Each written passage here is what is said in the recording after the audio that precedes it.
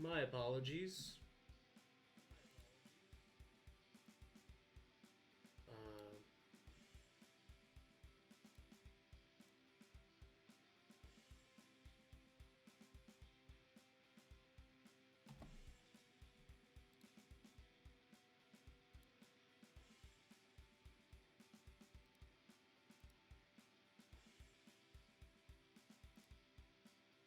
there we go. All right, we're we're back. I was told I need to up my volumes according to Meredith. So I am raising some stuff here. Let me know what you guys think. I'm kind of closer to the mic than I normally am, so I'm kind of more along the lines of where I'd be speaking to you over here. If I'm coming in okay, let me know. If the music is just audible, then great. It's exactly where I want it.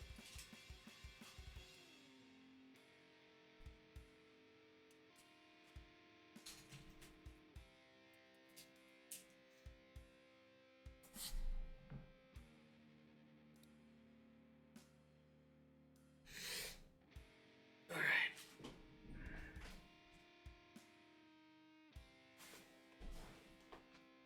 So, um, I didn't know when.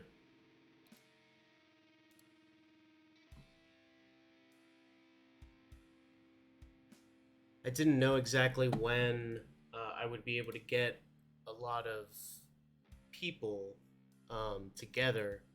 So I recorded myself.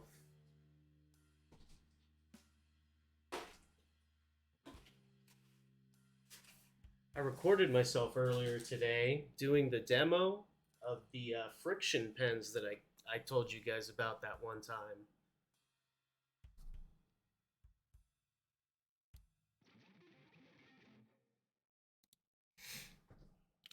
So I went to the store today in the morning.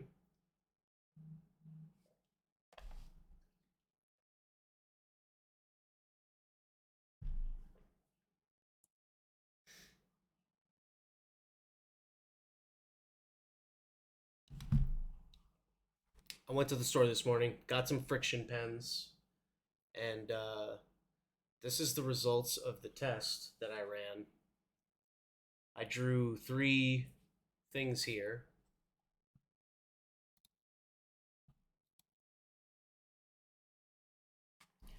So I drew a circle three times, a little patch of just squigglies, right, with pencil, two times here, and one time with the friction pen over here. Little jack, I did three times. So obviously, this is pencil with nothing on top of it. This was two of the same coats of watercolor here on top of the pencil and then the friction pen. And what I did to erase this was I used the blow dryer, and the heat from the blow dryer just made it disappear. So like you see a little bit of kind of where I drew the lines, but compared to this that basically was killing the yellow from the watercolor and like completely ruining the wash, this is a huge difference.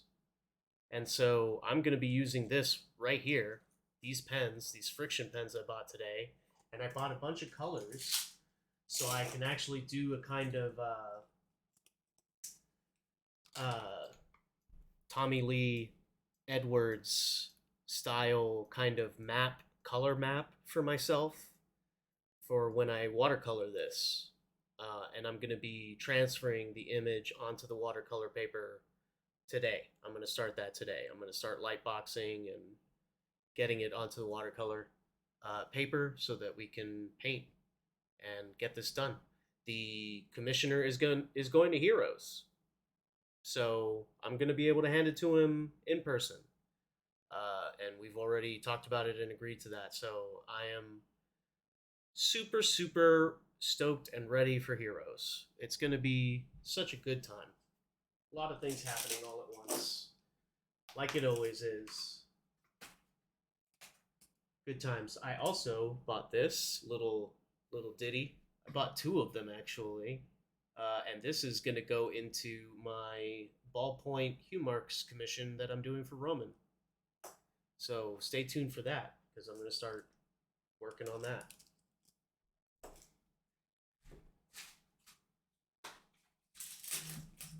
A lot of shit happening. I don't know if you guys caught the animated intro, but I've got one of those now.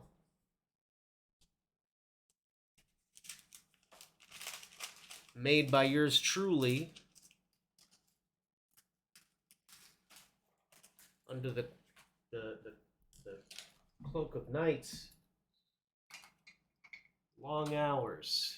So I'm gonna take this off, flip it, and then use the clean side of this paper. I don't even remember what the actual paper looks like anymore. It might be salvageable, but there's a good chance that I've overworked it, and I might as well just use the other side that is perfectly pristine.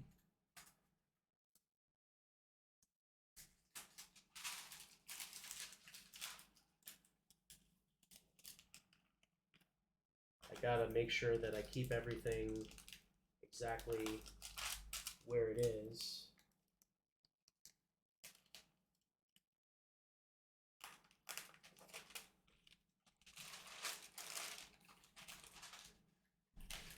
I'll be able to show you guys just how much tracing paper's here.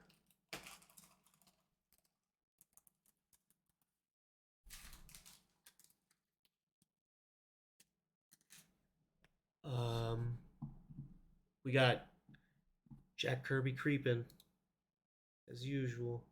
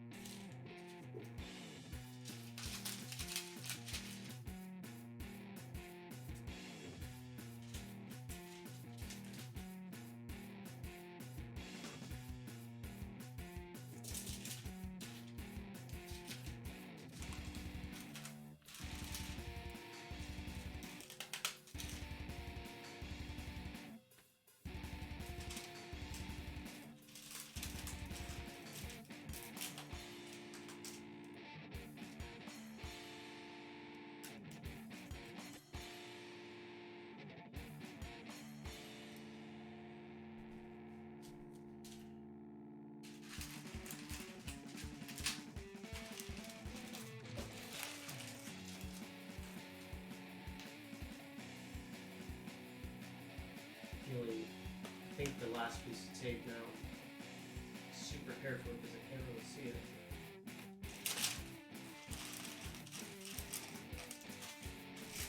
There you go. Wow. Okay. So that's the whole fucking drawing. I don't know if you can see this very well, but it is sheets among sheets, tape together layers upon layers of tracing paper on top of this. This is when I got scared that I was ruining the paper. This is how light. Now you can like kind of compare these two images and like what I would have done to this paper had I kept going.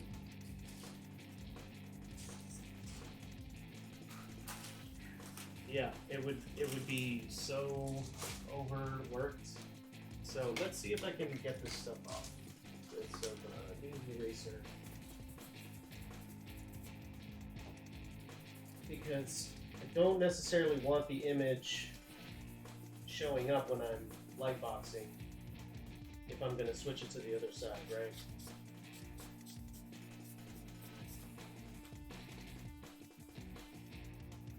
There's a lot of just lines that will confuse me for no reason. So I don't know that I will use this side.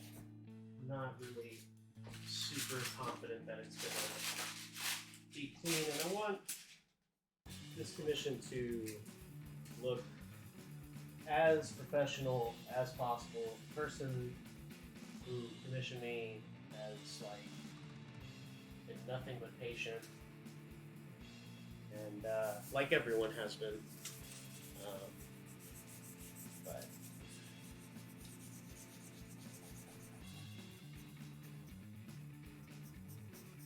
this is certainly the biggest thing I've ever done, even compared to Mojo, and that's saying something in terms of work.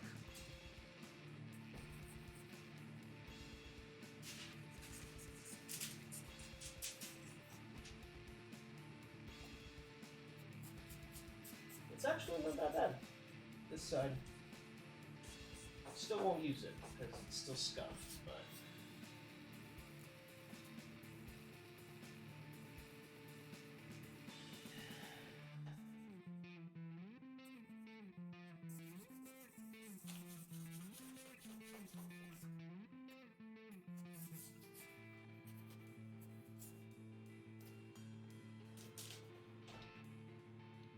ooh.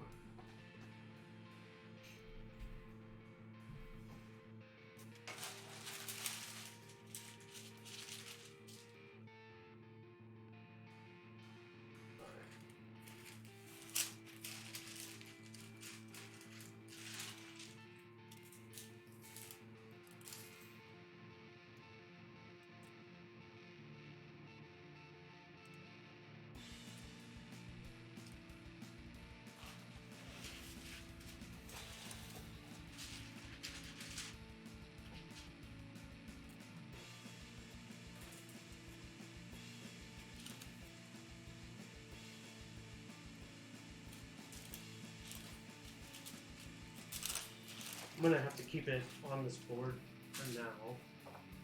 But I have my light box here underneath this. I'm gonna connect. I'm gonna have to get the lights shut off in here.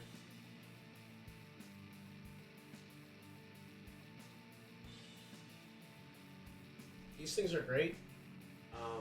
These like flat light boxes here. Sorry for the windows noises.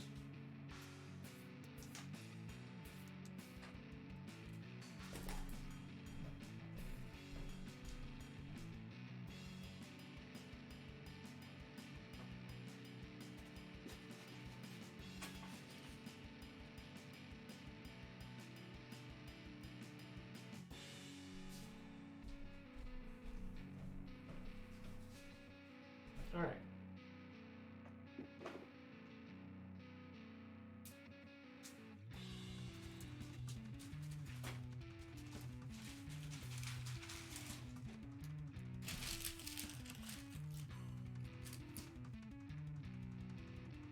Y'all see that? This is basically what I have to work with here. Gotta make sure to turn this on the highest brightness. Now, very carefully, have to transfer all of this.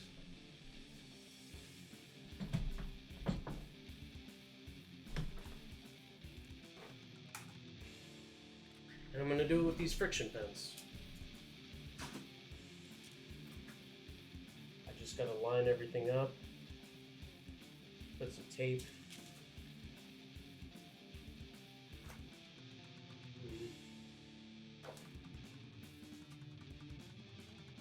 I don't know if I want the watermark on there.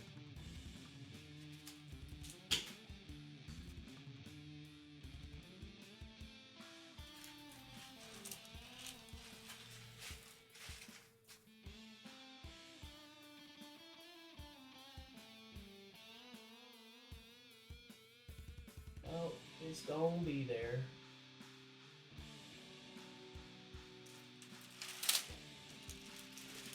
It's gonna be there.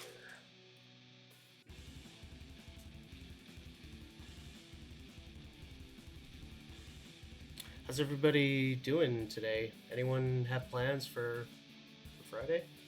Good Friday? This one is distinctly good.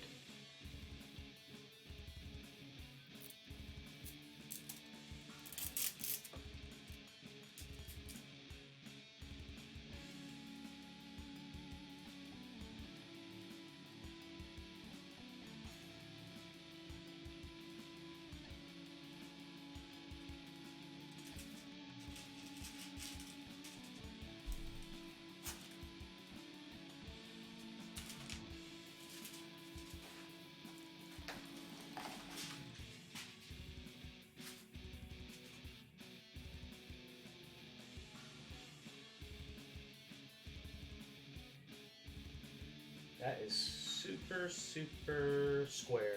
Exactly where I needed it.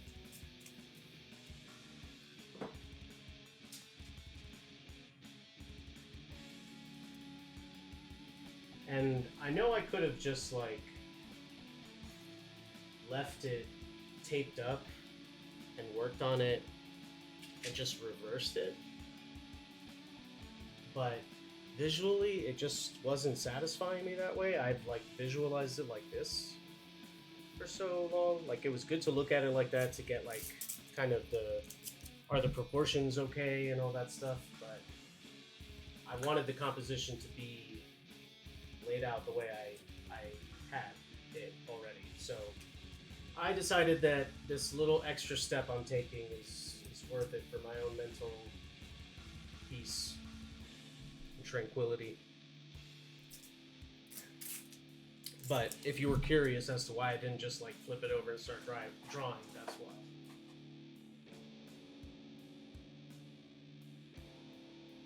Meredith has got a workshop going.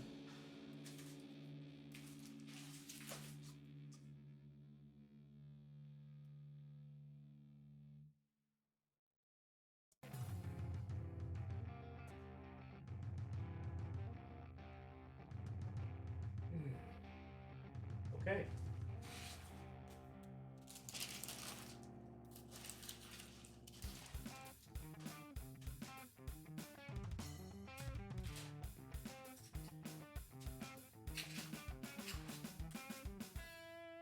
Now, I don't expect this to be like the most interesting process, but damn it, I'm gonna try to make it at least look cool.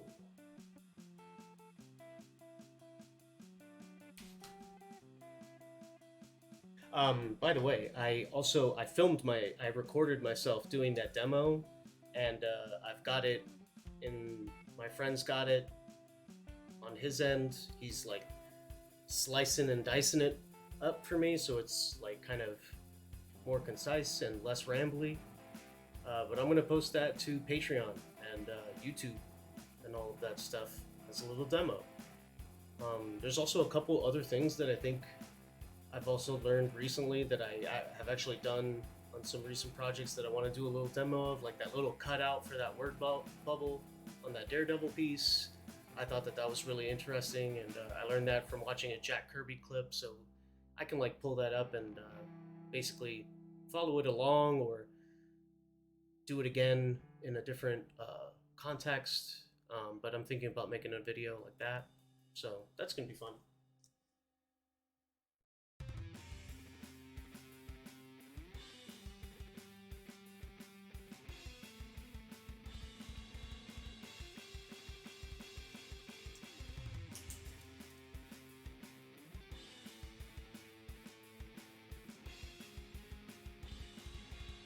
Wow, that's intimidating.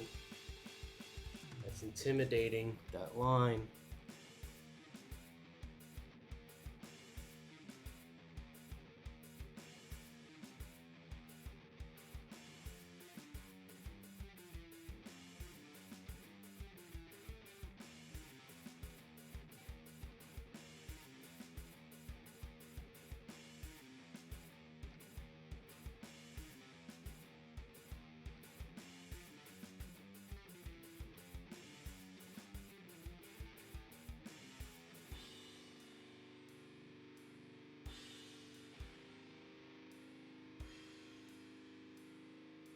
I'm a very heavy-handed artist, so I think what I'm gonna try and mentally do while I work on this is try to be gentler on the paper,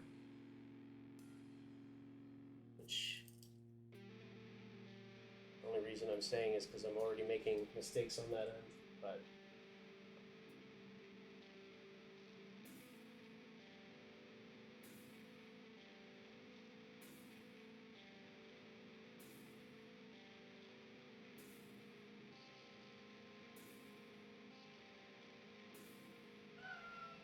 who's that?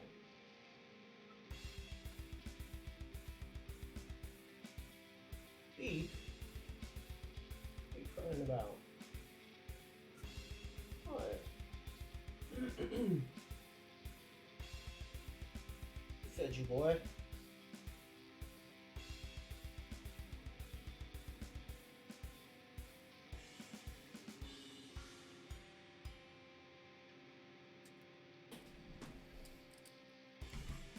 So the music that I'm playing right now is "Fear the Mitten." I believe that that is the name of the album. Um, I don't know if you guys can even hear it, but uh, this is a friend of mine, Ujis's old band. I asked him for all the links to his music. He's very prolific, turns out. So he's been in a bunch of different groups and has shared with me some music, and I really dig this specifically. Um, so yeah, I hope you're enjoying that in the background.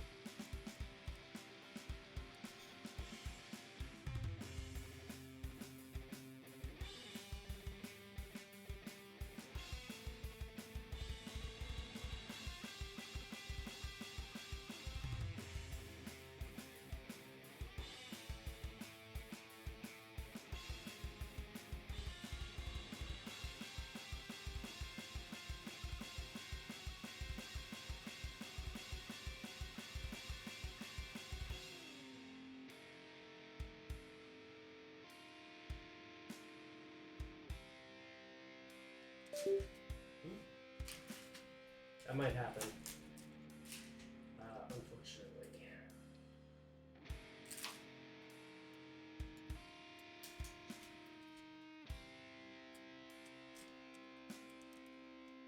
Getting snagged.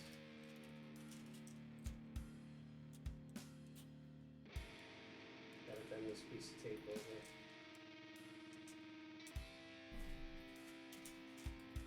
And this one. Just take this one off. Alright. That's better. Alright.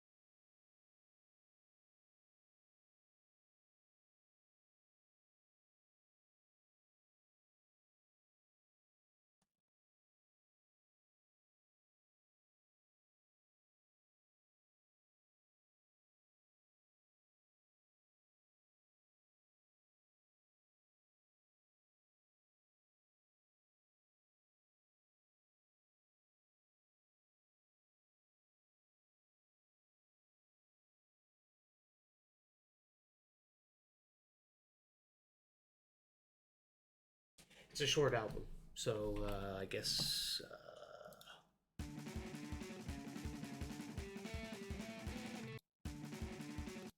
No, that's not the button. Is there a repeat? I don't think there is. Sorry, y'all. I'll play it one more time and then I'll switch to something else.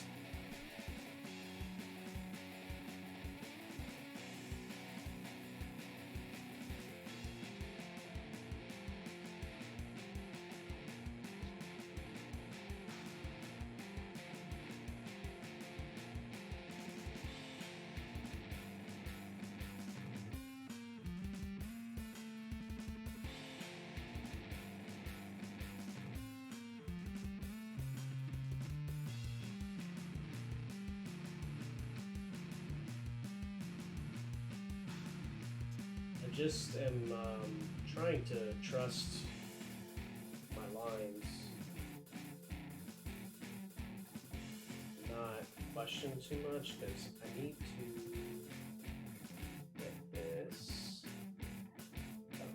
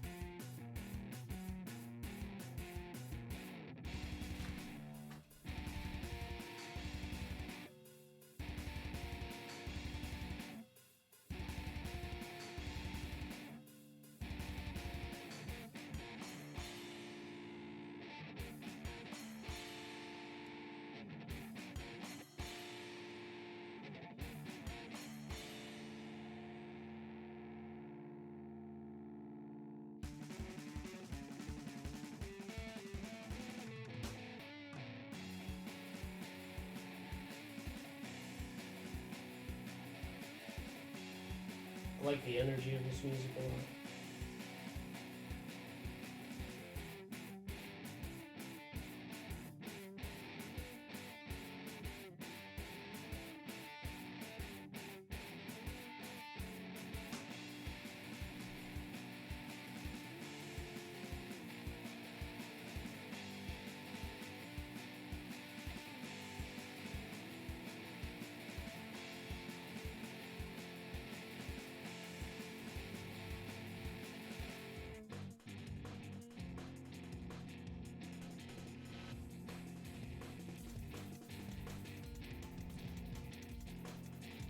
Yeah, I agree.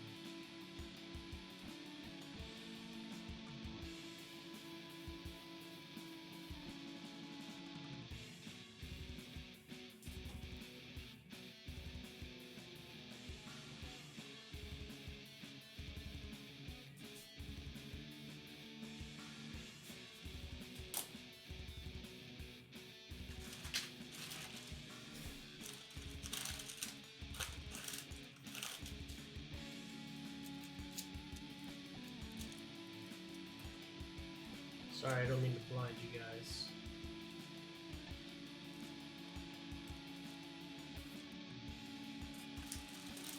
Just gotta fix those snags every time they come up so I don't mess up the puzzle that I've got attached to the back.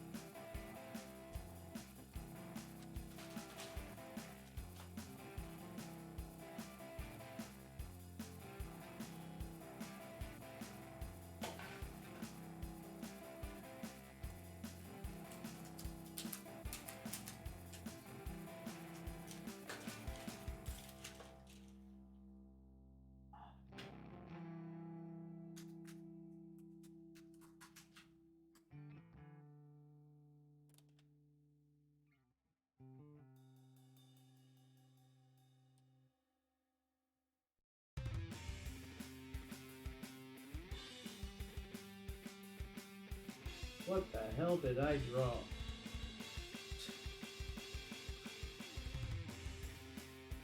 Well, shit.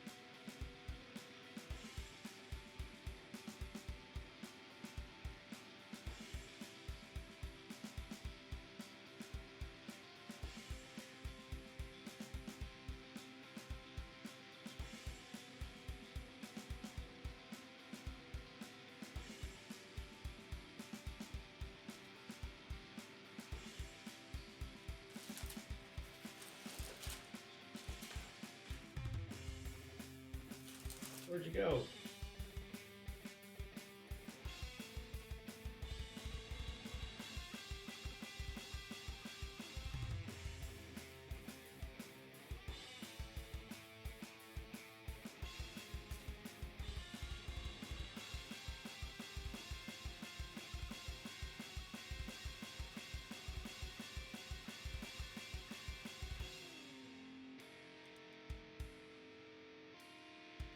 We got a little bit of a scoot. Boot, scoot, and boogie. Scoot back before we fuck up. Lock it back in place.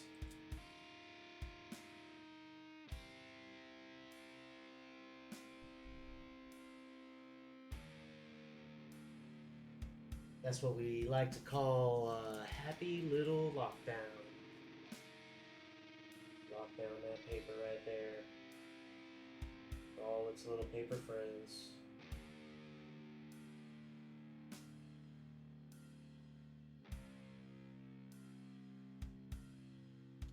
No, the paper likes being trapped. That's the beauty of it.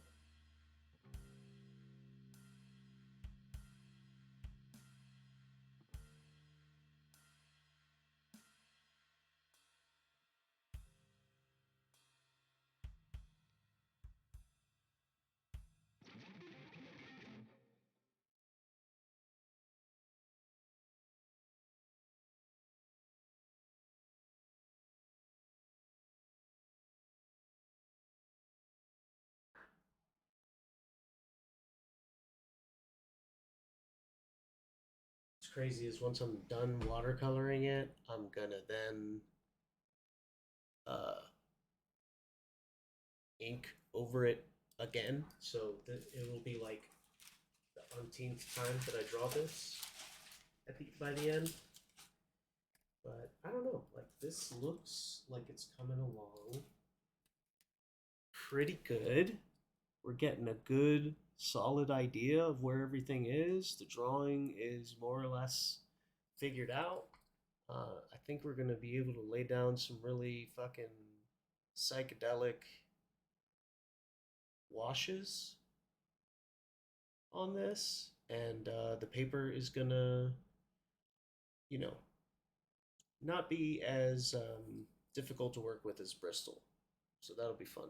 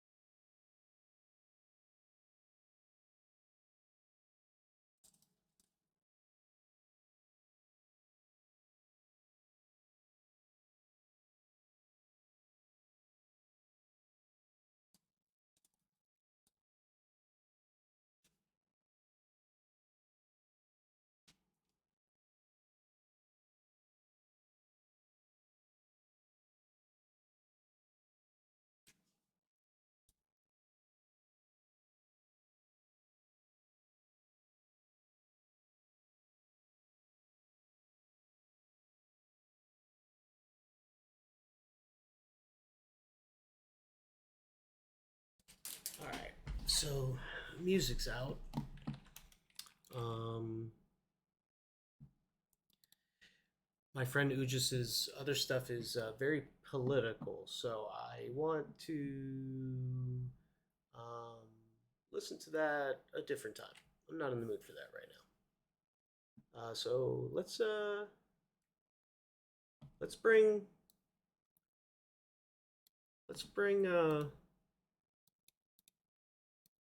creepy Jack Kirby into frame here. Only creepy because he's watching us draw, making sure we're doing it right. Um, anyway,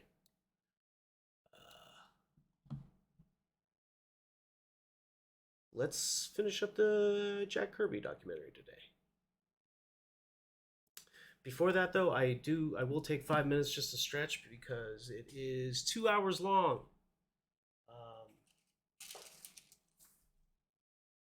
That is a long stretch that I will do in its entirety when I get back.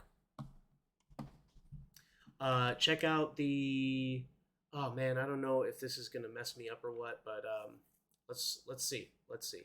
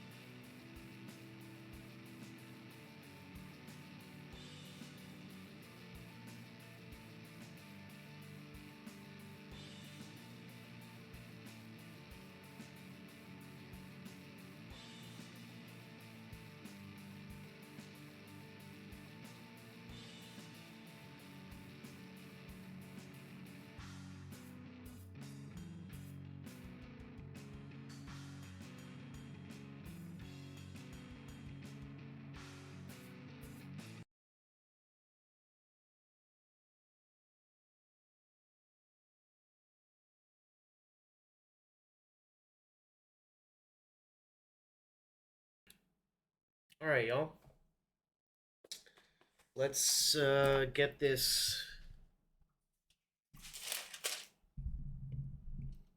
double power hour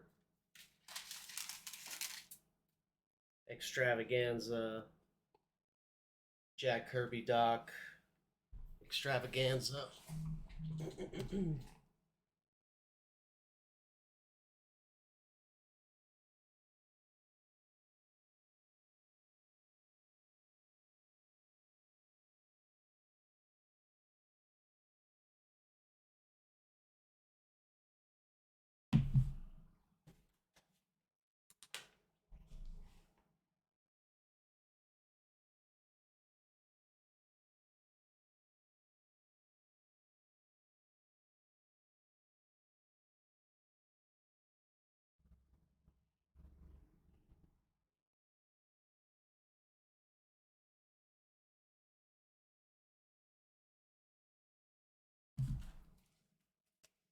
All right, check it out.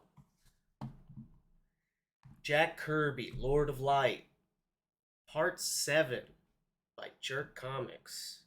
Kirby, the CIA, Lord of Light, Argo, and Science Fiction Land. Let's fucking do this.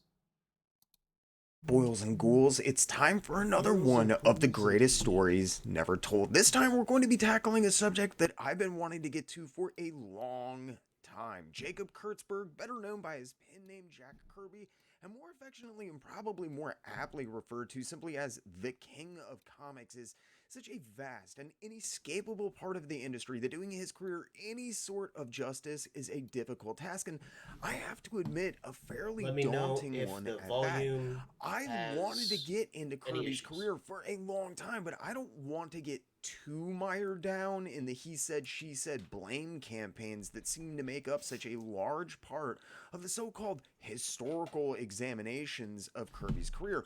That's simply not what this channel is about. It's taken me a while, but I think I've finally found the end I was looking for, and I can't wait to finish this series off. Kirby's work in the comics field is widely known and continues to be researched and documented as thoroughly as possible nearly 30 years after his passing in 1994. While his comics work is well documented, Kirby's later work, his work outside of the industry, remains virtually a mystery to most people, however. Since I specialize in little known facts about well known creators and characters, I thought this would be an Oh, what do you opportunity to know? examine the life and work of one of comics' inexorable legends through a fairly unique angle and lens. Please bear in mind this series should in no way be construed as a be all end all examination of Jack Kirby's work for either Marvel or DC. That's not the purpose of this series, despite the fact that we will be exploring facets of his work for both companies. Rather than attempting some impossibly long, all encompassing series, I've instead chosen to frame his work at these companies against a story far fewer people are aware of, and one that remains surprisingly fairly undocumented. Kirby's work for the proposed film Lord of Light. While it might not sound very interesting on the surface, slated for production in 1980 despite the fact that Lord of Light would remain ultimately unproduced, the story of why the film, a film that would have been the most expensive science fiction film of all time when it entered pre production in 1979, never happened, and how the CIA subsequently ended up with not only the film's script, but Jack Kirby's production art, and how those illustrations played a pivotal role in the successful exfiltration and rescue of 6 real life hostages during the 1981 Iran hostage crisis, all while the Lord of Lights productions had their offices raided by a CIA backed police force, were subsequently put on trial for embezzlement, and how the film's budget was mysteriously tied up in a legal black hole that took not one but two of the country's biggest law firms more than 24 months to unravel, and no one is really able to explain to this day, is so much more interesting. So join me for another one of the greatest stories never told and a tasty tidbit of tawdry industry trivia in another multi-part documentary series that I like to call Jack Kirby's CIA Portfolio. In this week's episode, after months of discussion about nearly every other facet of his career leading up to this, we'll finally actually be talking about Jack Kirby's work for and the troubled production of Lord of Light, as well as the lasting legacy that the film and Kirby's work for it have left, despite the film having never even seen production, and the fact that the true historical significance of this work would not become fully known for decades. Buckle up, boils and ghouls, because this is a larger than life tale, and you are not going to believe some of the stuff that I found. As I often discover with this channel, truth truly is stranger than fiction. Remember, if you enjoy these videos, do me a favor, let this video play to the end. Hit that like button. Think about getting in the comment section below and letting me know. And if you really enjoy what you see, make sure you Hulk smash that subscribe button. For the jerk. If you feel like you're in a position to help the channel grow, think about using the link in the description below to sign up for my Patreon page. Patreon and other donations do make these videos possible. If Patreon is not your thing, but you still want to support the channel, you can sign up for membership right here on YouTube. And if that's not enough, you can make one-time donations using the Ko-Fi link in the description, or you can even pick up your very own Jerk Comics shirts like the ones you see on the screen. But now, let's get into it.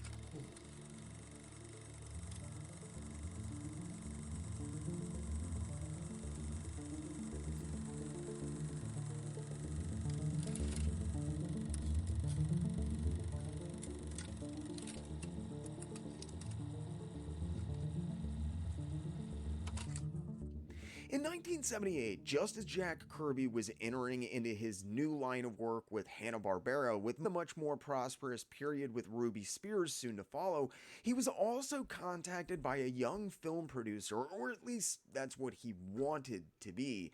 Barry Ira Geller had many of the things required of being a producer, but more than anything, I think Geller was actually just a man with a dream.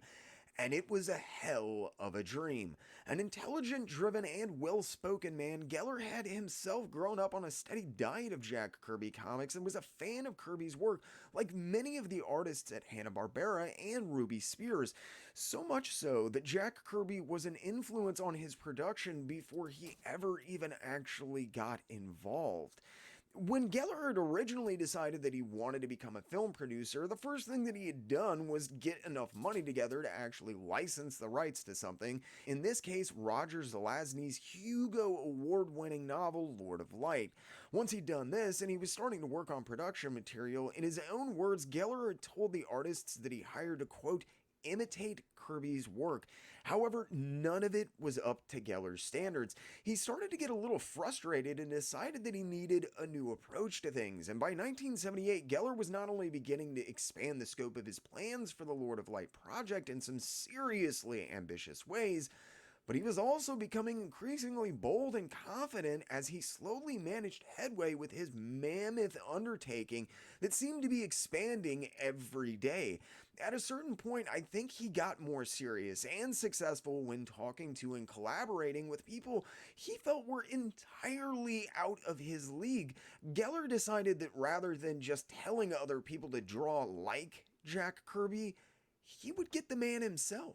Funnily enough, despite talking to some of the most eminent minds and largest specialists in the field of the day, Geller was more than a little bit trepidatious about getting a hold of Jack Kirby, though. This was for good reason. Kirby wasn't just a visual influence on what Geller was trying to do. Heck, he wasn't even just an influence on the story or anything. Jack Kirby had literally changed Barry Ira Geller's life and set him on the course that he was now traveling. Geller described in one interview, quote, "I wasn't in the comic book field at all. I never worked for Marvel, DC, or any comics publisher. I wasn't an assistant to Jack or to anyone else in the business. Nothing. There are many great people who've worked on Jack's characters for him or other publishers.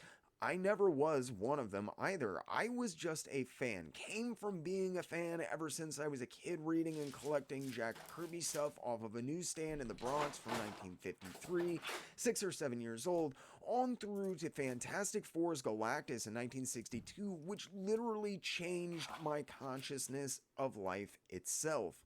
Jack's influence grew on me for the next 14 years, inspiring me to get into physics, have visions of other worlds, other cultures, other dimensions, and the future possibilities of new technology. In 1977, I decided to become a film producer and bought the rights to Roger Zelazny's Hugo Award winning novel Lord of Light. I knew no one in comics. All I remembered was Fantastic Four and Thor from my teenage years. I'd gone to several artists asking them to do something like Jack Kirby, but the results never made me happy. Then I came to that light bulb moment to call up Jack himself. But even according to Barry Geller, he had no association with Jack Kirby. He wasn't a huge film producer and he didn't have a ton of credentials. Lord of Light was going to be his first production. I'd wondered for a long time about just how he'd actually managed to convince Jack Kirby to get involved with this whole thing. Once I heard him talk and heard how passionate he was, how attainable he made the impossible feel, I understood well, I think, much of what Jack Kirby instantly was drawn to in Barry Ira Geller, though. He was, from everything that I could find, an honest, passionate, driven, and intelligent guy and had a lot in common with Jack Kirby aside from just being a fan of his work. While I think there's little denying that the fact that Barry Geller made it clear from the start of their relationship that Jack Kirby had been the main guiding influence, and artistically the way that Geller had envisioned the series from the start definitely had a lot to do with Kirby's initial interest, but it seemed like everything about Lord of Light was tailored to fit not only Jack Kirby's style, but his interests as well. If Geller's passion and concepts for and surrounding the film weren't enough, the actual story of Lord of Light shares a great deal in common with much of Kirby's work, specifically his more personal work, The Fourth World Odyssey. Now, if you're unfamiliar with the actual Lord of Light novel, basically there are these astronauts in search of new places for humans to colonize aboard this enormous spacecraft. There's a crew of trained specialists that operate the ship, which is called the Star of India. They drift around in space looking for a new planet for a long time, and the pilots and the other crew begin to have to make modifications to themselves to stay alive long enough to actually get to the planet. Eventually, when the ship and its crew do find a suitably habitable planet, though, it's unfortunately already inhabited and by hostile life forms, now facing several indigenous species who do not want them there, as well as harsh new environments to increase their chances of survival. The crew further modify themselves using various scientific methods to augment their bodies. They not only basically give themselves superpowers, though it is described as more of a sort of magic in the book, but they also discover how to transfer their consciousness from one body to another. Using this method, the elite group grant themselves basic immortality, and as you might imagine, given new powers and virtual invulnerability to death, things get a little bit sticky. They use these newfound abilities to eventually entirely kill off or subjugate all of the non-human life on the planet, which initially makes them heroes of the rest of the humans who travel to the planet with them. As time passes, however, they become strange and twisted versions of their former selves, devolving into warring factions who squabble endlessly among themselves and begin to treat everything and everyone else like pawns in this strange game. They begin to refer to the non-human life forms as demons, and inspired by their ship's name, the crew take on the names of Hindu deities and begin to actually present themselves as gods to the offspring of the other humans that were on the ship. After successfully subjugating the indigenous life forms, afraid that their stranglehold on power might be threatened if people ever discovered what they really were, these new gods, all pun intended obviously, also begin to heavily subjugate the colonists, depriving them of most technologies and severely limiting their education. That's just the basic setup for the book, though. Lord of Light takes place over a vast period of time, literally spanning hundreds or maybe even thousands of normal lifetimes. Eventually, one of the augmented crew named Sam, who is granted the power of electromagnetic manipulation, I believe, rejects his godhood, forsaking it to instead take on the new role and the name of the Buddha.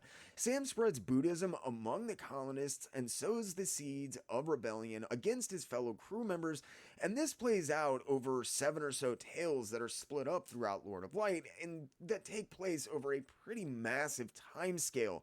I don't want to spend an inordinately long time talking about the plot of Lord of Light, as to be very honest, it's more than a little confusing, and even giving a somewhat brief and intelligible distillation of what it's about is difficult.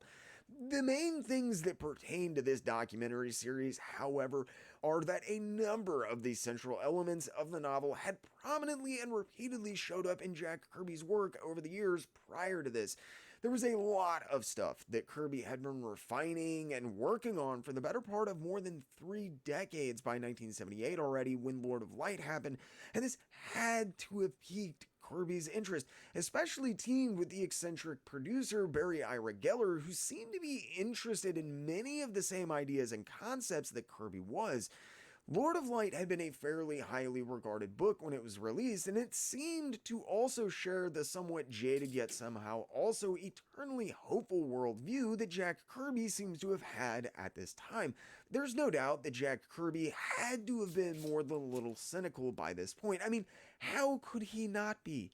He'd been through too much. This, however, does not appear to have dampened his creativity or, more importantly, Kirby's faith in the essential good nature of man. He unceasingly seems to have searched for the best in everyone around him, no matter the situation or what was happening, with very few exceptions. While this had gotten Kirby into some tight spots during his storied career, as we discussed in the last episode, it was also the very thing that got Jack Kirby out of comics and into the much more lucrative and enjoyable field of animation eventually. As far as Lord of Light, though, while the story wasn't exactly like anything that Kirby had done before, it easily could have been. Kirby had spent years working on adapting and modifying pre-existing religions, mythologies, and other similar subjects, even inventing his own pantheons at certain points, and Thor and his Fourth World work being the most obvious and pertinent examples, though there are countless others. This analyzation and dissection of gods and other theological ideas and concepts was one of the major things Kirby gravitated towards in his work. Lord of Light had taken this to an entirely new level, and the possibilities and concepts had to have been dazzling to Kirby given the amount of creative and artistic freedom that Geller was promising him on the project. The concepts of the film, the story, the characters, everything about Lord of Light was built for Jack Kirby. But this was just the beginning. While more than a little bit eccentric, would-be producer Barry Ira Geller, the mind and the man who is spearheading this whole thing, was speaking the same language as Kirby and saying all of the right things, though I think that Geller had little clue of this when he was originally contacting Jack Kirby. He wasn't feeding Kirby lines, and it only became apparent to Geller as they really got into work on the project how much what he was saying was resonating with Jack Kirby, though again I doubt he had little clue as to the complex reasons why this was. This is why we've talked about all of the skeletons in Kirby's closet and chronicled so many of his trials and tribulations as well as his later successes. While he had no idea of it at the time, Barry Ira Geller was saying exactly what Jack Kirby wanted to hear, and probably the only thing you could have said to him to get him to agree to something like his work on Lord of Light. Geller himself recalled in a 2014 Heavy Metal article, quote, "I completely took it for granted that my dreams and visions were wholly understood by this loving man who also taught me about honor, not realizing what I was presenting to him as a reality, a full architectural and modern reality, was what he was dreaming about all along, for years." As we well know by now, more than anything else, Jack Kirby had gotten out of comics because of the infighting and backdoor politics. Kirby was never good at politicking, and his gruff demeanor put a lot of people off. He'd been a creative powerhouse when he entered the industry in the 1940s. He lost none of that by 1978 when he and Geller were discussing his possible work for the Lord of Light Productions. If his work for that particular project doesn't well illustrate this, his work for Hanna-Barbera and Ruby Spears that would follow certainly should, which is one of the main reasons that I wanted to talk about it. His work in the animation field is pretty proof positive of what he was still capable of at this point. Kirby hadn't gotten out of comics because he didn't want to make them anymore, and especially not because he couldn't do them anymore. The entire industry and environment surrounding it had become a negative, toxic thing for Kirby to be around. He did not want that negativity in his life, and when given an out, he had taken it.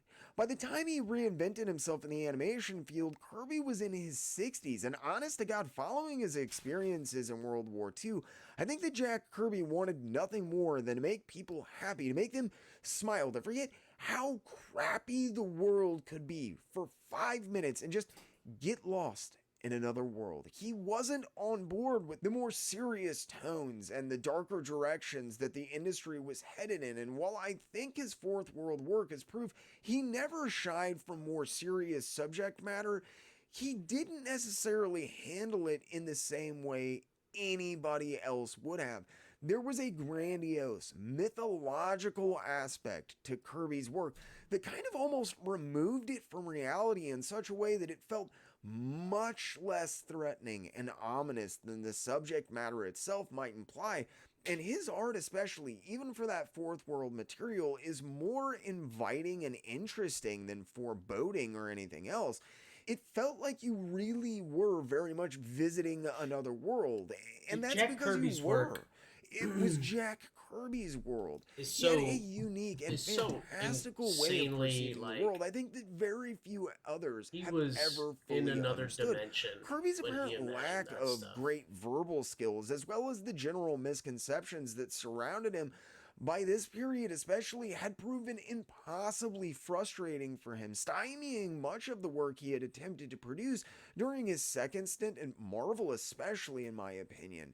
With Lord of Light, much like his work in the animation field, Geller welcomed Jack Kirby's input and valued his opinion. As they talked further, while it turned out that Kirby was very much on the same page with Geller about a great deal many things, as I've mentioned, this is actually kind of funny. Jack Kirby was far from a conservative guy or anything, but he was old fashioned. Kirby dressed in slacks and a sweater basically wherever he went. He always looked like this unassuming grandfather figure, and there was legitimately nothing threatening about him or his appearance. He was both a gentleman and a child of the Depression. As well as dressing in an old fashioned manner, Jack Kirby was also old fashioned about his work in a lot of ways. He took his responsibilities very seriously, and he had perfected his craft over decades of work, producing a truly staggering amount of work for nearly any publisher that you can think of. Kirby lived for his paycheck, and I don't think he would have ever known what to do if he actually lost his job. Kirby was careful never to rock the boat too much, aside from the very few instances that we've discussed prior to this, all of which involved what I would politely call provoking Jack Kirby and were after he left the comics field. Barry Ira Geller, on the other hand, comes off as more than a little bit of a hippie, to say the least. Geller was young and inexperienced, but he was also equally ambitious and convincing. Geller had some big plans that surrounded the Lord of Light film, many of which seemed almost too fantastical and outlandish to be true. The thing that makes Geller sound like a total hippie, though, and I think the reason that a lot of people looking back on this don't take the entire thing all that seriously, is that basically all of Geller's proposed plans and other ideas that surrounded the film, while they did involve some level of enterprising and monetizing, more had to do with the betterment of mankind and giving back to the world than netting profits. It's easy to write someone with such an alien concept as this off, but Geller was another beast altogether, and you can't just easily lump him in with a lot of other dreamers and would-be world changers, in my opinion. Not only did Geller have some truly monumental plans for the production, he wanted Kirby to head it all up, though.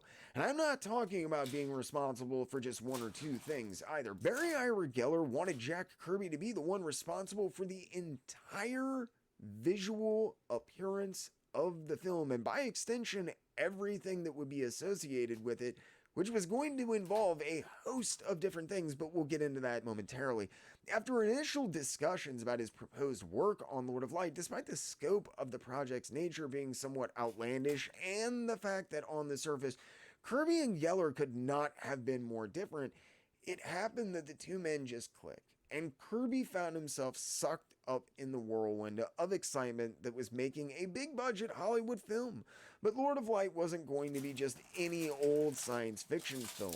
Oh no, it was going to be the most expensive science fiction film ever produced, Ever. and it was going to The involve most one of the expensive strangest and film most ever. ambitious marketing campaigns ever conceived of.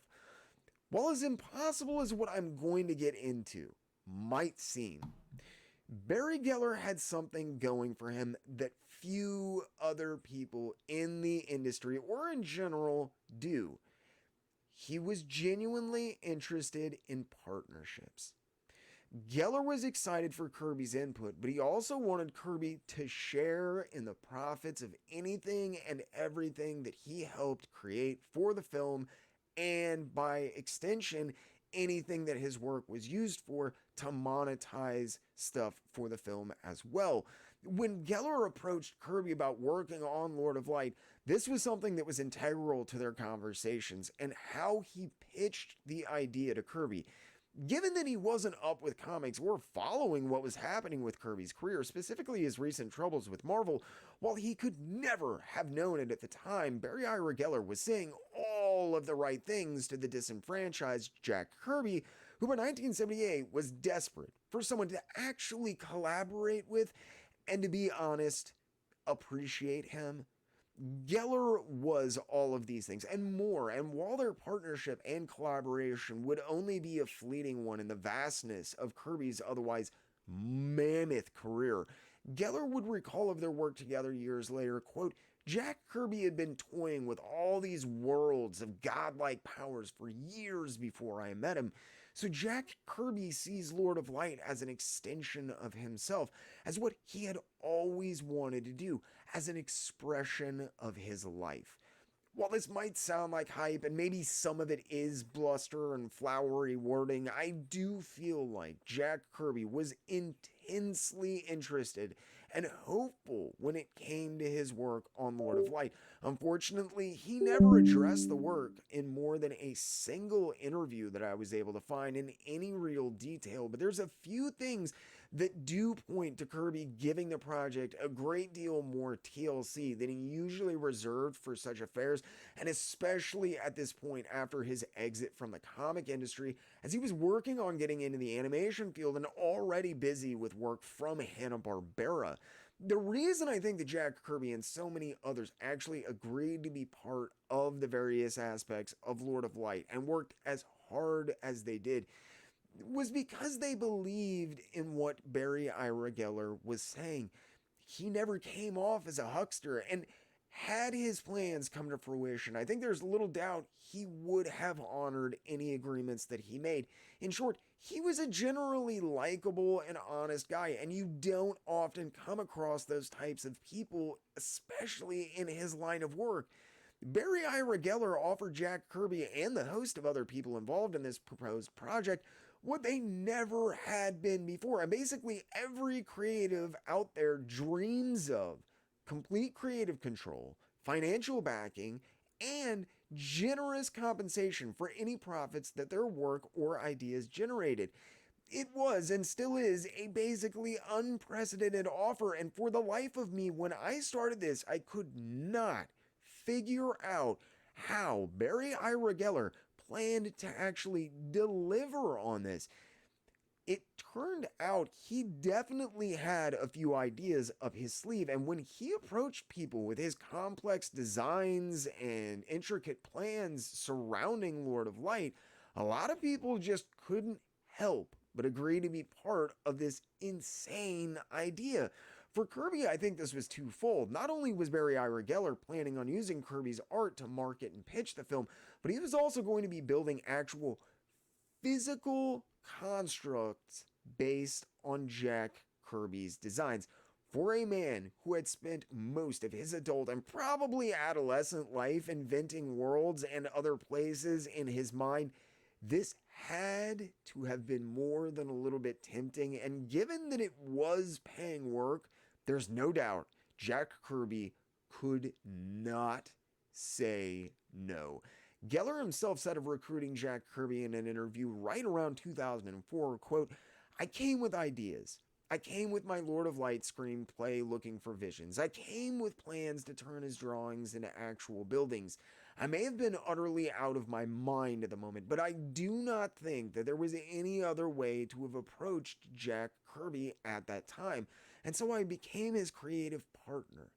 And for all of his ostentatious wording and larger than life posturing, considering the details of what he was proposing, I do not believe that Barry Ira Geller was lying.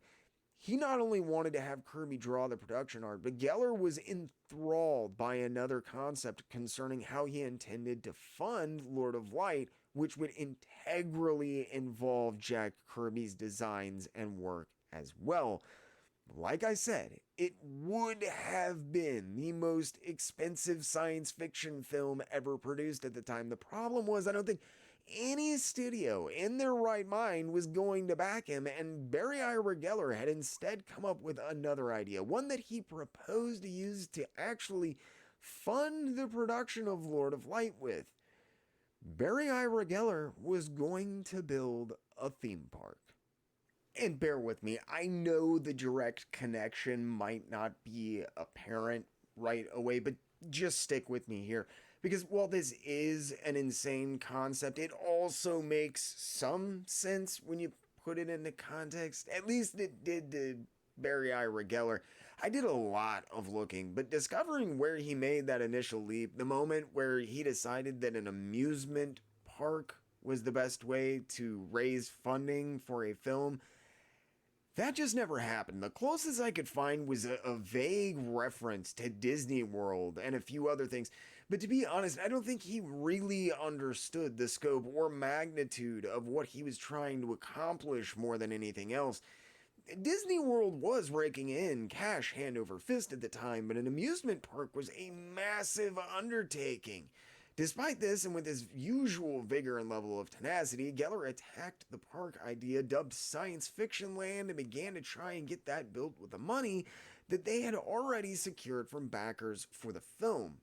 Quote, "In the summer of 1978, not really knowing what I was about to commit myself to, I had the idea of building a science fiction theme park, starting off using the sets of Lord of Light as a viable way to get the film financed.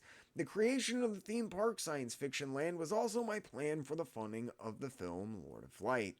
If the entire thing doesn't sound strange and outlandish enough to begin with, the park was also going to be something of a World's Fair type deal.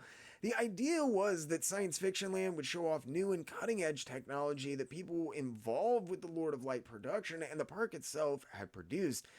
And if you're wondering how they plan to pull that off, well, as it turned out, Barry Ira Geller had been recruiting and talking to respective experts in nearly every field that you could possibly begin to conceive of.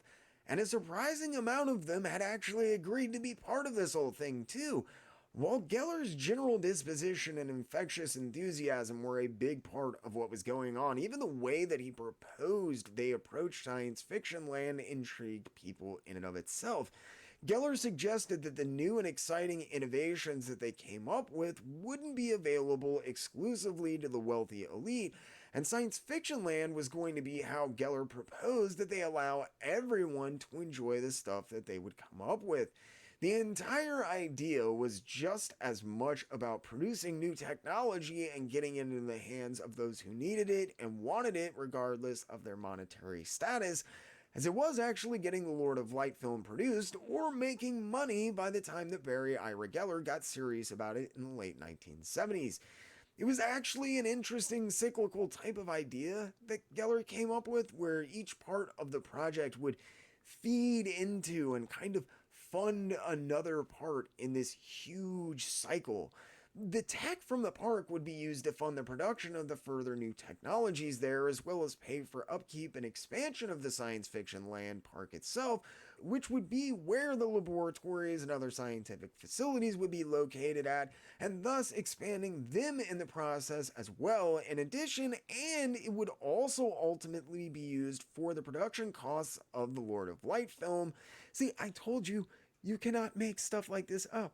Some of the press releases around Science Fiction Land and Lord of Light legit read like fake news, but they are incredibly far more accurate than I could have ever imagined when I started working on this series. According to one write up about the park, it was to quote, include computer controlled rides, magnetically levitating cars operated by voice command, billboard sized holography, a bullet train from Japan, and many other venues for children to envision the future. The same write up actually comments on the interesting concepts behind funding, in addition, proving that even at the time it was a strange and alien concept to most of those that happened upon it, but also that it was a befuddlingly successful one at that. Quote, commercial applications of new technologies would further act as continuing revenue for scientific, educational, and research foundations set up by the parent company. The creation of the theme park Science Fiction Land was also the producer's plan for the funding of the film Lord of Light. Fortune 500 companies around the world had been contacted to act as sponsors. Internationally acclaimed scientists, architects, and engineers were intrigued, and several had begun work on research and development. 3M had already expressed interest in building a half-mile high floating heated dome based upon Buckminster Fuller's original designs for air conditioning in the New York City during its 1960s World Fair over the entire park. It's kind of mind-blowing, but the dome would have been larger than the Empire State Building. According to another press release, there was going to be, quote, a 300-foot tall Ferris wheel, voice-operated maglev cars, and a planetary control room staffed by robots. Obviously, the whole thing was a lofty and ambitious goal, but it was also one that spoke to Jack Kirby at his very core. He was one of the very few people in the world capable of wrapping his head around such a large and perhaps half-baked concept, and Kirby was always interested in the blurring of lines between fiction and reality anyway, and he was heavily invested in the idea of making people's lives better through his work. I've mentioned a number of times about how Kirby's work post-World War II, I think, is as much geared at ensuring readers are having fun as they are about Kirby having fun or even telling a story or anything. According to Geller, when he and Jack spoke about Lord of Light, and even once they got into the actual work there, he felt much the same way. Quote, Jack was totally into changing the consciousness of the world outside the confines of comics, and that was our plan, to change the imagination of the children of the future through science fiction. After initial discussions between the two explaining the aim of the work as well as Science Fiction Land and just how they were going to be using his illustrations, Kirby quickly agreed, and together Barry Ira Geller and Jack Kirby set about creating 16 illustrations right around the end of 1978. Illustrations that, although initially scattered to the seven winds after their creation and forgotten for decades, would go on to become some of the most historically important and interesting pieces that Jack Kirby ever created, taking on an importance and a second life that no one could have ever begun to suspect or dream of at the time. While Barry Ira Geller set about assembling a host of talent for his proposed Science Fiction Land, a list which would ultimately come to include award-winning special effects makeup artist John Chambers, sociologist Maurice Stein, holography specialist and scientist Donald Broadbent, futurist and cultural critic Buckminster Fuller, legendary sci-fi author Ray Bradbury, and archaeology architect Paolo Soleri. as well as financial investments from 3M before things went south not long after this. Kirby was busy working on the illustrations that would bring this all into the real world. As the scope of Kirby's work for the project was expanding, his art became the proposed basis for both the Lord of Light film and the Science Fiction Land theme park, which was to be architecturally connected to the film entirely via Kirby's unifying artistic vision, from what I understand. Rather than use a name even that played into the film or anything like that, it was instead Jack Kirby's unique eye and approach to art that would be the clear indicators that they were two sides of the same coin, with several of Kirby's larger proposed structures and sets that he designed for Lord of Light to have been given a permanent home and located at the theme park which would be used for filming the movie. Geller explained that, quote, Jack and I started with my idea of doing Lord of Light film sets and Science Fiction Land theme park designs from the same drawings. This would then become a method of preserving his design flow throughout the entire development and production of Lord of Light and Science Fiction Land theme park. In this fashion, Jack would remain the general, my conferred role upon him. The level of input, teamed with the amount of creative leeway and respect that he was given, all but ensured Kirby's work for Lord of Light and Science Fiction Land would get the attention that it well deserved, but it was their unique shared vision of the world. Geller and Kirby's idea of making the world a better place through their art, an idea many people find laughable or strange, that I think really sealed the deal here. While he never skimped on anything that was on his drawing board, and Kirby seems to have given basically everything he ever worked on the old college try, the work that he would go on to create for Lord of Light is without a doubt some of the best, most interesting, and distinctive work of his entire career. While Kirby had long created worlds that he inhabited inside of his own head, for the first time, he was presented with an opportunity to actually translate these images into physical reality for other people to experience, to have every line and thoughtful detail transformed into a real world object. While this might seem like a daunting task or even imposing to other men, for Jack Kirby it was an absolute delight. He tenaciously began to design the intricate buildings that would populate the set of Lord of Light and eventually come to make the fundamental building blocks that Science Fiction Land would be based upon as well and expand around. It doesn't seem like cost was a concern when he set about designing the buildings either, and the estimated cost of the film and theme park began to become astronomical at a certain point. Quote, the estimated cost was $250 million for the park alone. Unfazed by this, however, Geller goes on to explain almost immediately, quote, I handed Jack my blueprints for the theme park and he drew the piece with unimaginable brilliance as always.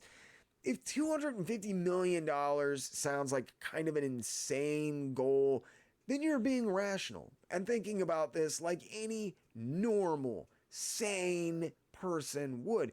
But as crazy as it might sound, this does not mean that it was impossible. And always the visionary and man of action, Barry Ira Geller, was proving this over and over again, having increased success in his continued quest for proper financing when it came to both Science Fiction Land and the Lord of Light film. As he continued, he became increasingly entrenched in the idea that it wasn't just possible, but that he could definitely pull this off if he played his cards right. Quote, there was no question about being able to do it. There was no issue with disbelief. So I began raising appropriate funds. Let's just build a theme park. But of course, you cannot just build a theme park out of the blue. All of this stuff went from designing the film into, well, creating the Science Fiction Land theme park, which was also part of the idea that was allowing me to raise money to talk to bankers and other financial types. I didn't even have to change my pitch. The excitement generated by showing the drawings that transformed life itself was contagious and generated tons of money. And Geller's not blowing smoke. He managed to raise an impressive amount of funds even prior to Kirby's production and proposal materials being completed. Most importantly, just as Geller had recruited Kirby for his crusade, Geller had also managed to amass nothing short of a dizzying list of prominent creators and creatives who were to be a part of this entire thing in addition. Interestingly, while these people all worked in completely disparate industries, many of them had faced the same kind of unfair treatment that Jack Kirby had in the comics industry, and Geller utilized this to recruit them for the project. This is undoubtedly how Geller knew instinctively how to approach Jack Kirby, as well as others involved with his proposed plan so intelligently without knowledge of the exact details of what Kirby had faced in the comic book industry specifically, while at the same time directly and competently addressing those questions and concerns from the very start of their discussion about the work without them ever even being raised. Rather than being tailored for Kirby, or for in fact anyone in particular, the idea of partnership and profit sharing, as well as intellectual and professional collaboration on the project, was one which, for Geller at least, was central to begin with. It wasn't a pitch or a ploy to just get people involved. It was how Geller thought that creative collaboration should work. This stands in stark contrast with Kirby's professional experiences and indeed most, if not all, of the other people involved with Lord of Light and Science Fiction Land as well.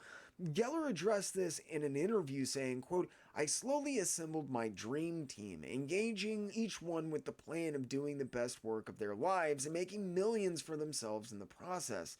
Thus my pitch to both artists and scientists was twofold: total creative control with major financing, and second, the chance to retain major portions of earnings for their work. For example, both Kirby and Chambers had made millions of dollars for their respective employers, but earned relatively little for themselves."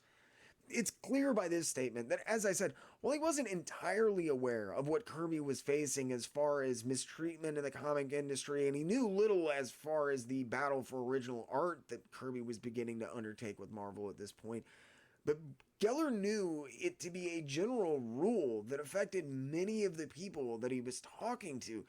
It's also interesting that while he couldn't have known the full details at the time of just how much Kirby had made for Stan Lee and Marvel Comics, that he and John Chambers, who worked on Planet of the Apes, which had made everyone involved a ton of cash as well, except for Chambers himself, were the prime examples. Geller spoke to some truly prominent and respective geniuses in their fields, but even then, that Jack Kirby was chief among them in his mind is impressive. As Geller said years later concerning Kirby's importance to the project, quote, "I had visions of building a theme park called Science Fiction Land to finance the film, which also entailed me bringing in some of the greatest creative talent in the country. But it all started with Jack, as many, many things often did and still do today." It's not just comics. Life many times seems to be unfair, and those creatives that are oftentimes responsible for the largest and most sweeping of innovations, respective giants in their fields, are quite often cast aside, mistreated, and maligned by those that they work for or who finance them, and are rarely properly compensated or credited for their work, which makes many of the other people involved extremely wealthy. It's important to remember that this is an arguable truth, and one that afflicted many people who came to be associated with Lord of Light, Science Fiction Land, and some of Geller's other proposed projects over the years. It wasn't just Jack Kirby. He was not alone. Most of the other people that would become involved were similarly treated creatives, and even some intellectuals who would become disenfranchised after extremely disheartening experiences, mostly at the hands of their employers in the past. I think a lot of these people wanted Science Fiction Land to be real, for Lord of Light to happen, and the amount of interest shown, the people who signed on, and the sheer amount of money that would eventually be generated by the concept goes a long way in proving just how many other people shared Geller's mindset.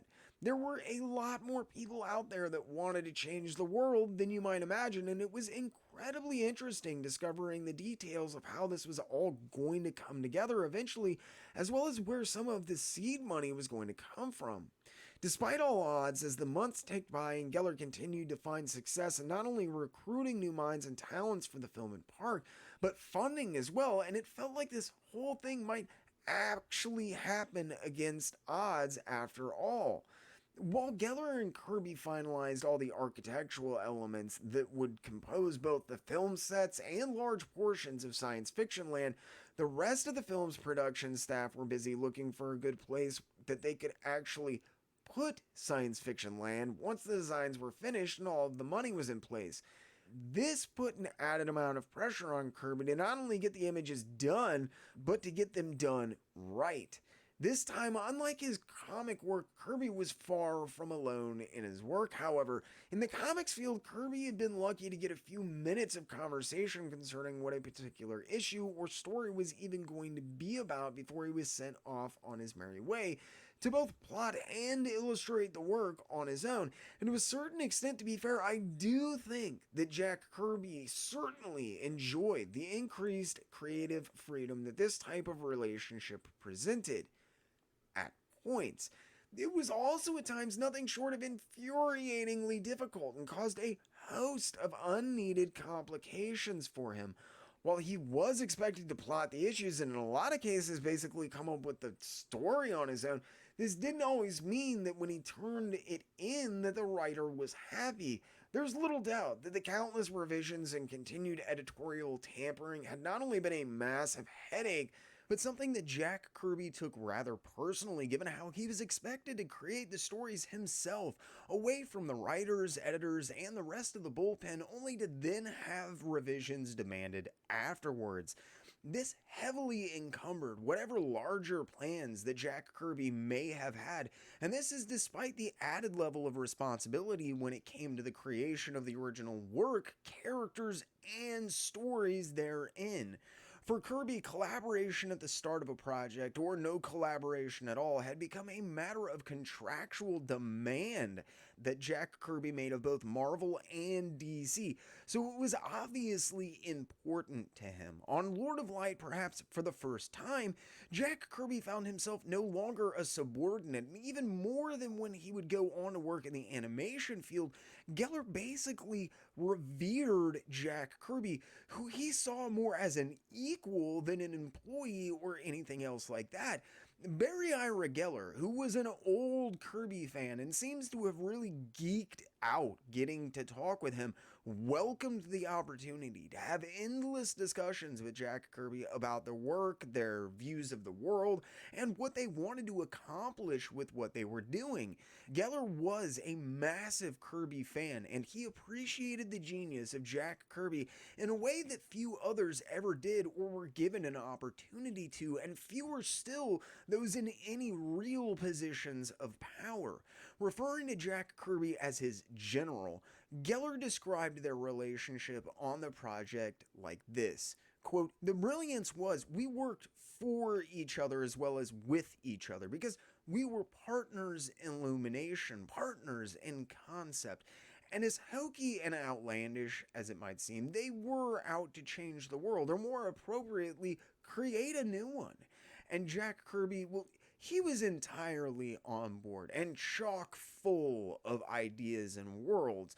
That wellspring of ideas, the cosmoses and galaxies of characters and ideas and concepts that he had been drawing from for nearly his entire life, was being given an opportunity to be birthed in reality.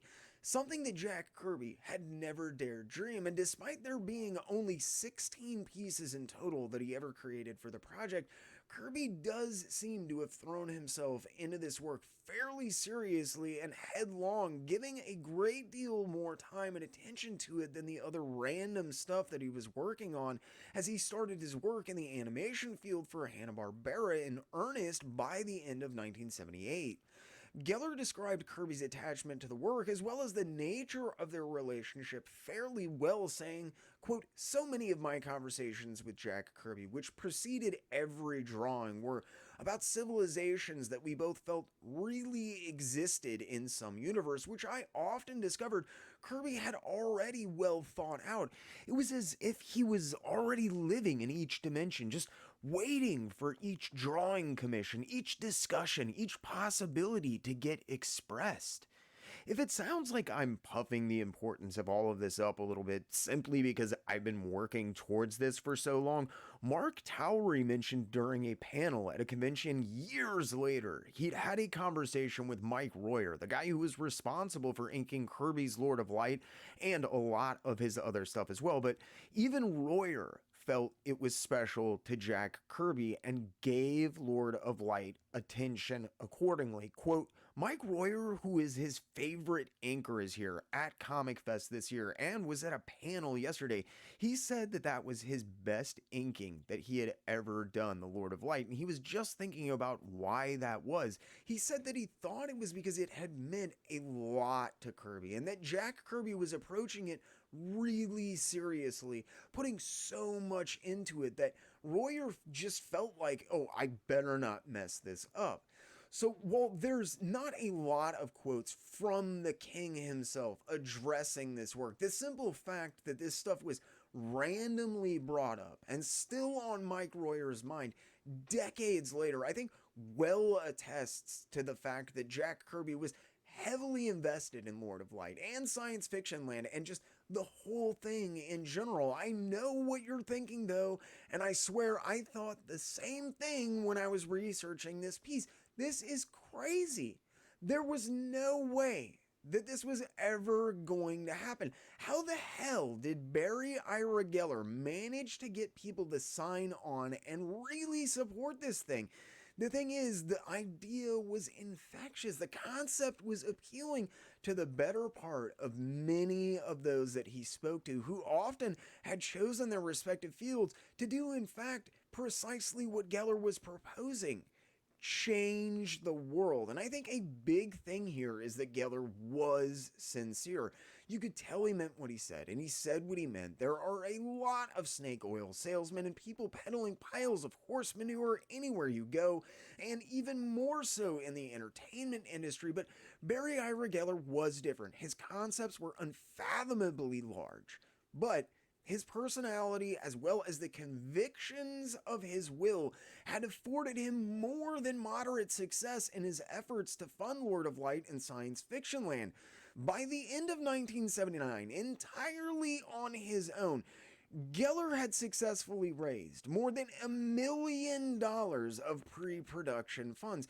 It was a staggering sum for a project like this, but it was a far cry from the estimated $250 million that they would need to get the project off of the ground.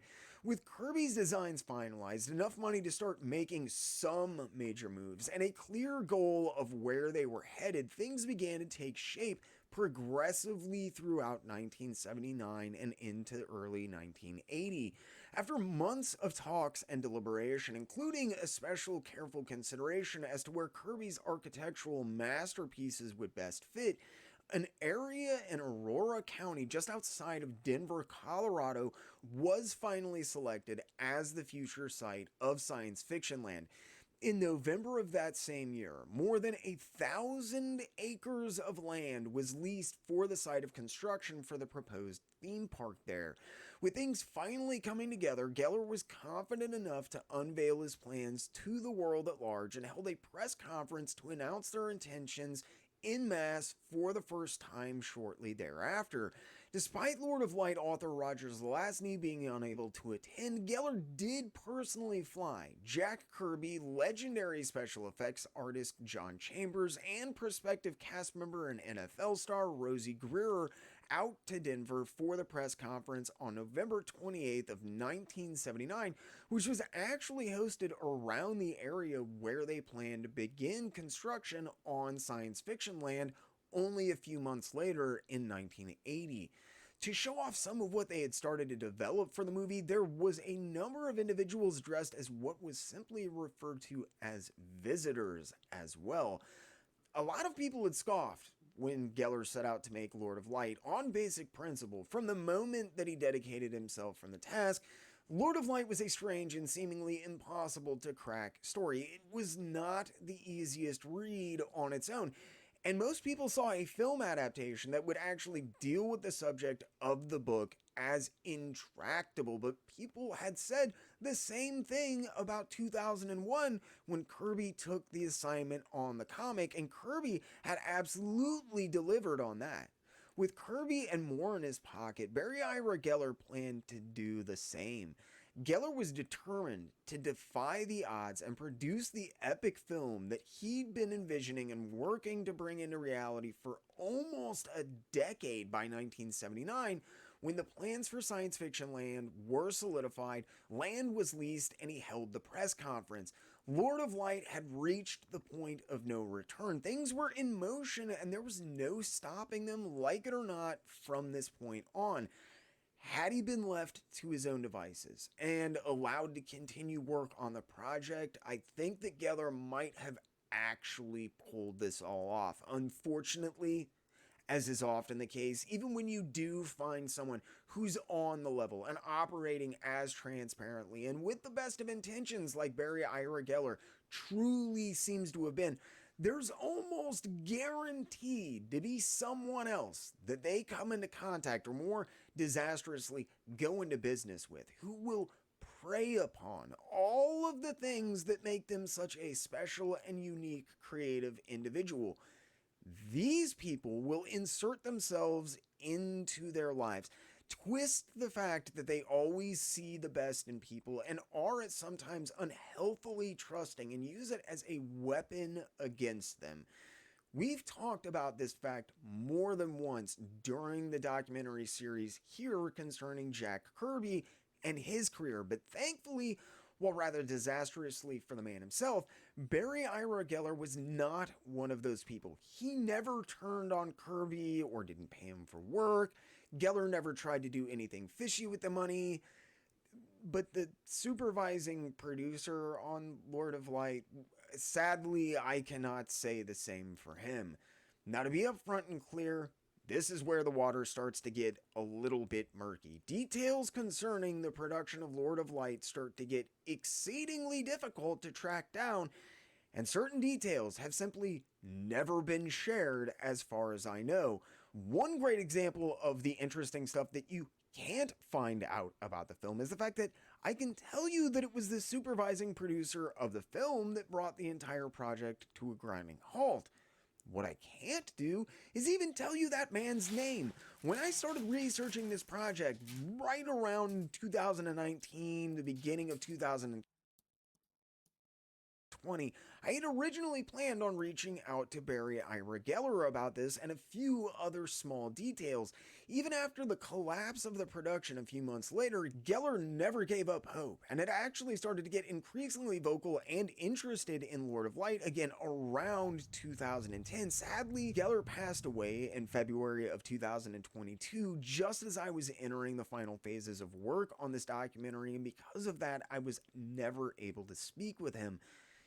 Due to the vague nature of details regarding what exactly happened from here on out, as well as the obvious obfuscation of some details for reasons that should become clear before long, things get a little bit dicey from here on in. Though without a shadow of a doubt, this is as close to the truth as I was able to uncover. The account I've managed to put together is entirely drawn from sparse and scattered writings and interviews, but they are from the people who are actually involved with all of this. Normally, that would be enough for me to empirically say that this was the whole story. The only problem with that is those accounts don't just vary, they directly oppose each other in some cases, although I think this is often the case when you get any sort of intelligence agency involved. As I've said, I've done my best to get to the bottom of things, but there's definitely something going on here that makes getting certain details pertaining to this whole thing nearly impossible, and it may actually end up getting your project shut down if you do get them. Once the legal trouble started, there would be government intelligence agencies, and I do mean multiple agencies here involved. Much of the details were either directly classified or simply acknowledged as something you did not discuss for the better part of the next 30 years. The facts would remain buried until one tenacious person would unsuspectingly stumble onto this intriguing story and blow the entire thing wide open for the first time. While it would eventually be the work of one intrepid reporter that brought these facts to light for the first time, I think most interesting, as Barry Ira Geller once said, it all started as it often did and still does with Jack Kirby. As I said, I could not tell you his name, as it simply doesn't show up basically anywhere, not in articles about this stuff, not in the writings or the documentaries. It's like the entire thing was just wiped out of existence once the CIA got involved. But according to the intelligence officer who put this entire affair on the government's end together from here on in, the quote supervising producer was charged with security violations and caught plotting secret real estate purchases with the local mayor and city council.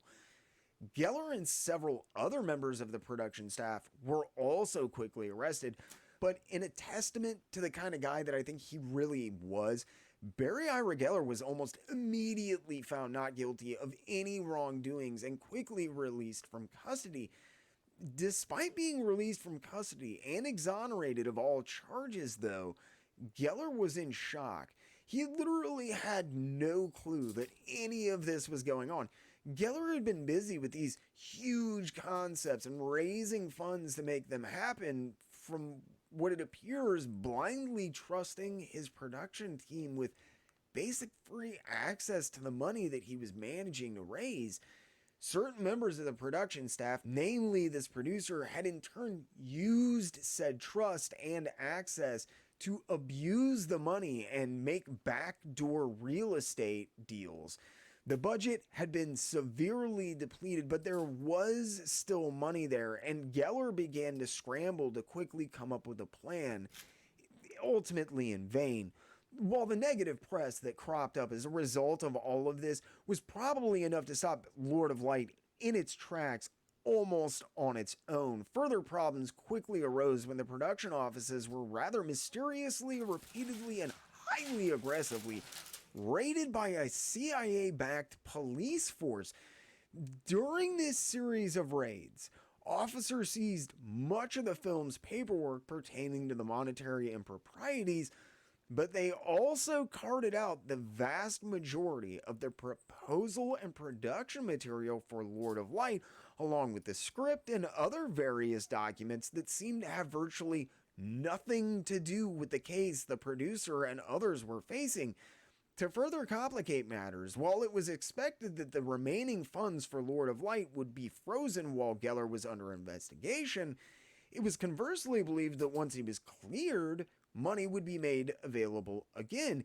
Even after he was released from custody and cleared of even having any knowledge of what was going down, though, the budget remained out of Geller's reach for reasons that can't be fully explained to this day, tied up in a legal black hole, the likes of which is rarely seen.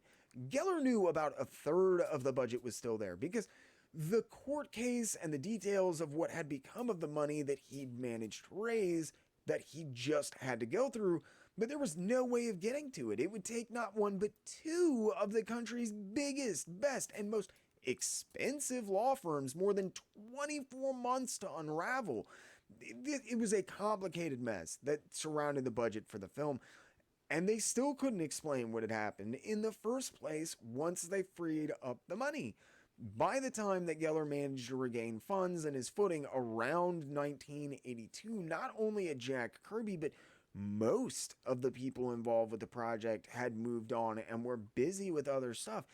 Any remaining momentum that Geller might have been able to muster into a second attempt at producing the film at the time were long gone because the funds were unavailable to him.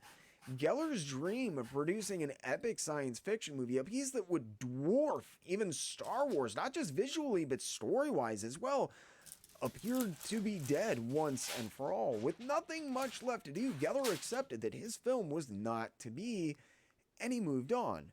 The work they had done for Lord of Light, however, was quickly finding a second life, albeit one that I think only a handful of people on the planet knew about. Those who had, in my belief, organized and orchestrated the legal snafu that had surrounded Lord of Light's collapse in order to gain access to production and proposal material that they were in fact planning on using to carry out a top secret, clandestine operation for the United States and the Canadian governments on hostile Iranian territory to extract people from the country. While there is no direct empirical evidence that I can provide as far as quotes or stories, I'm going to do my best to point out the numerous reasons that I personally believe that the government was heavily involved in the way that the arrest, the trial, and the prosecution of Lord of Light's corrupt production staff went down, as well as the funds. Now, to be clear, this isn't to say that they framed them or that there's some big conspiracy or anything in that sense. There's not. The producer and those guys were guilty as crap, and they got caught with their hands in the cookie jar. Where things get sticky, though, is what happened after they were arrested. Why was the money for the film tied up so ironclad with no explanation from the top legal firms in the US? Why had the government taken the script in these raids? Why was the CIA seizing Jack Kirby's illustrations for Lord of Light? It made no sense. Were they going to read the script or any of the other proposal materials that they seized? Were they just randomly grabbing stuff and going through it later? Was this stuff simply taken by accident? If that's the case, I'd sure like to know how the CIA was involved with the raids on the production offices and how that material specifically and totally alone and aside from all this other relevant stuff for the prosecution concerning the embezzlement and corruption among the production staff then ended up in the hands of the CIA and then subsequently ended up getting repurposed in the way that it did. The agent responsible for putting this entire thing together claimed that the Lord of Light script was pulled off of a pile of prospective scripts entirely by random that another government operative working in Hollywood had been sent months prior. This, however, is simply untrue. While I can't say with certainty, what's much more likely is that the financial improprieties were brought to light and legally pursued in the way that they were, and with the vigor and the speed that they were, because the CIA had other plans for the production material meant for Lord of Light from the moment they laid eyes on them. Much larger plans. The matter concerning the trial and sentencing, as well as the exoneration of Geller, all seem to have played out on a much more accelerated timetable than they usually do. Usually, when you get into stuff like embezzlement and other types of cases like this, such as money laundering, it's a fairly lengthy legal battle. The cases can drag out for months or even years for a host of reasons in most cases.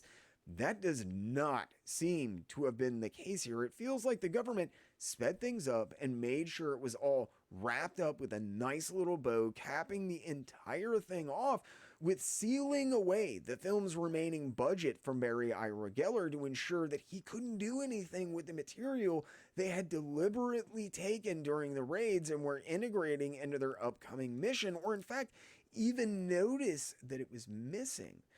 If you're wondering why the government would be so dead set on using this material in particular, I think these reasons all stem from a man I mentioned earlier, John Chambers.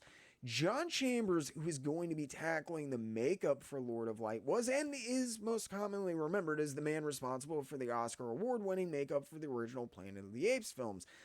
What most people don't know was that he did other work, much more interesting work than he ever did for any film.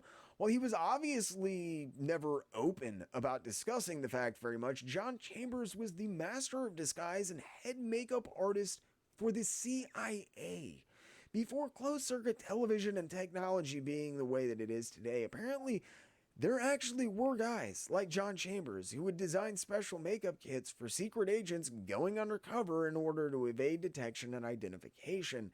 Despite not discussing it much, Chambers had offhandedly mentioned it on at least one occasion, who, not knowing what John Chambers was specifically referring to, just kind of shook the comment off and didn't think much of it until years later, when the details of all of this would begin to start to kind of leak out and emerge bit by bit.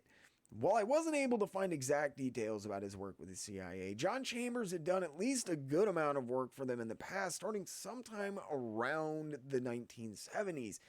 He designed what were commonly referred to as disguise kits. You can actually apparently still see some of John Chambers' original kits on display at the International Spy Museum in Washington, D.C. today. While Chambers was eventually rewarded the CIA Intelligence Medal of Merit for his work on this operation in particular, I don't know many details pertaining to Chambers' pre-existing relationship with the CIA, and I don't believe that the full nature of Chambers' relationship with the CIA has ever been likely disclosed because of national security reasons. While there's a lot about Chambers' work for the CIA that I can't tell you because I just don't know it, I do know a fair amount about this particular mission. And I can tell you that Chambers' handler and the orchestrator of this entire thing was a guy named Antonio Mendez. Antonio, better known as Tony, was an American technical operations officer for the CIA who specialized in the support, planning, and execution of covert operations. Mendez was fairly legendary, probably in no small part because he wrote no less than 4 books chronicling his work that he could talk about for the agency, though it's highly likely that much of what Mendez did probably still remains a mystery. His Hey, books, thanks while for almost hanging out with me nearly today, guys. unbelievable, do a good job of laying out the type of intimate familiarity that you had to have with the materials you were working with in these types of situations. And by his own description and admission of how he designed and executed this type of mission, Mendez admits this as well over and over throughout his writing. This is another good indicator that while he would later claim it to be so, John Chambers didn't just randomly happen to grab Lord of Light off of a random pile of scripts, and that this entire affair was carefully and meticulously orchestrated from behind the scenes. John Chambers was also one of the few people that was still working with Yeller until the bitter end. He had been at the final production meeting when things went totally off of the rails and everyone had found out what was going on and was well aware of what was happening with the film. I think knowing that the movie was dead and seeing an opportunity to access material that Chambers by this time knew like the back of his hand and that they desperately needed for this mission, he suggested to Antonio Mendez that they use the Lord of Light material for their upcoming operation. While I know some of this might sound outlandish, you need to understand that the raids carried out by the CIA on the Lord of Light production offices were not brought up. They were not news when they happened. The same week that Antonio Mendez would later allege that they had begun planning the operation we've been waiting months to talk about, the legal troubles surrounding Lord of Light hit the media, the funding got locked up, and all of the pitch, proposal, and much of the production materials went missing as well. Also contradicting the idea that the usage of Lord of Light was an entirely random decision, Mendez would go on to admit it was John Chambers who had come to him with the proposition of using the Lord of Light material for their upcoming operation because of his familiarity with the material.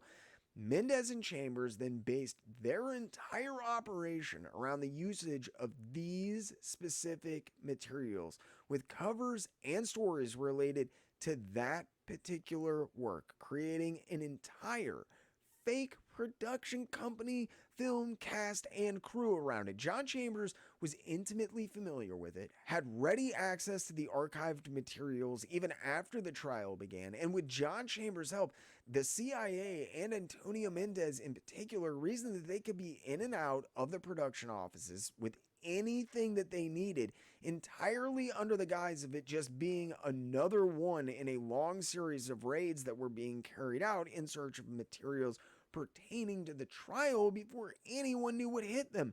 And they were right. Mendez and Chambers were so good at leaving no trace of what they'd done, it would be nearly 2.5 decades before the full scope and picture of what went down next would even begin to be discovered.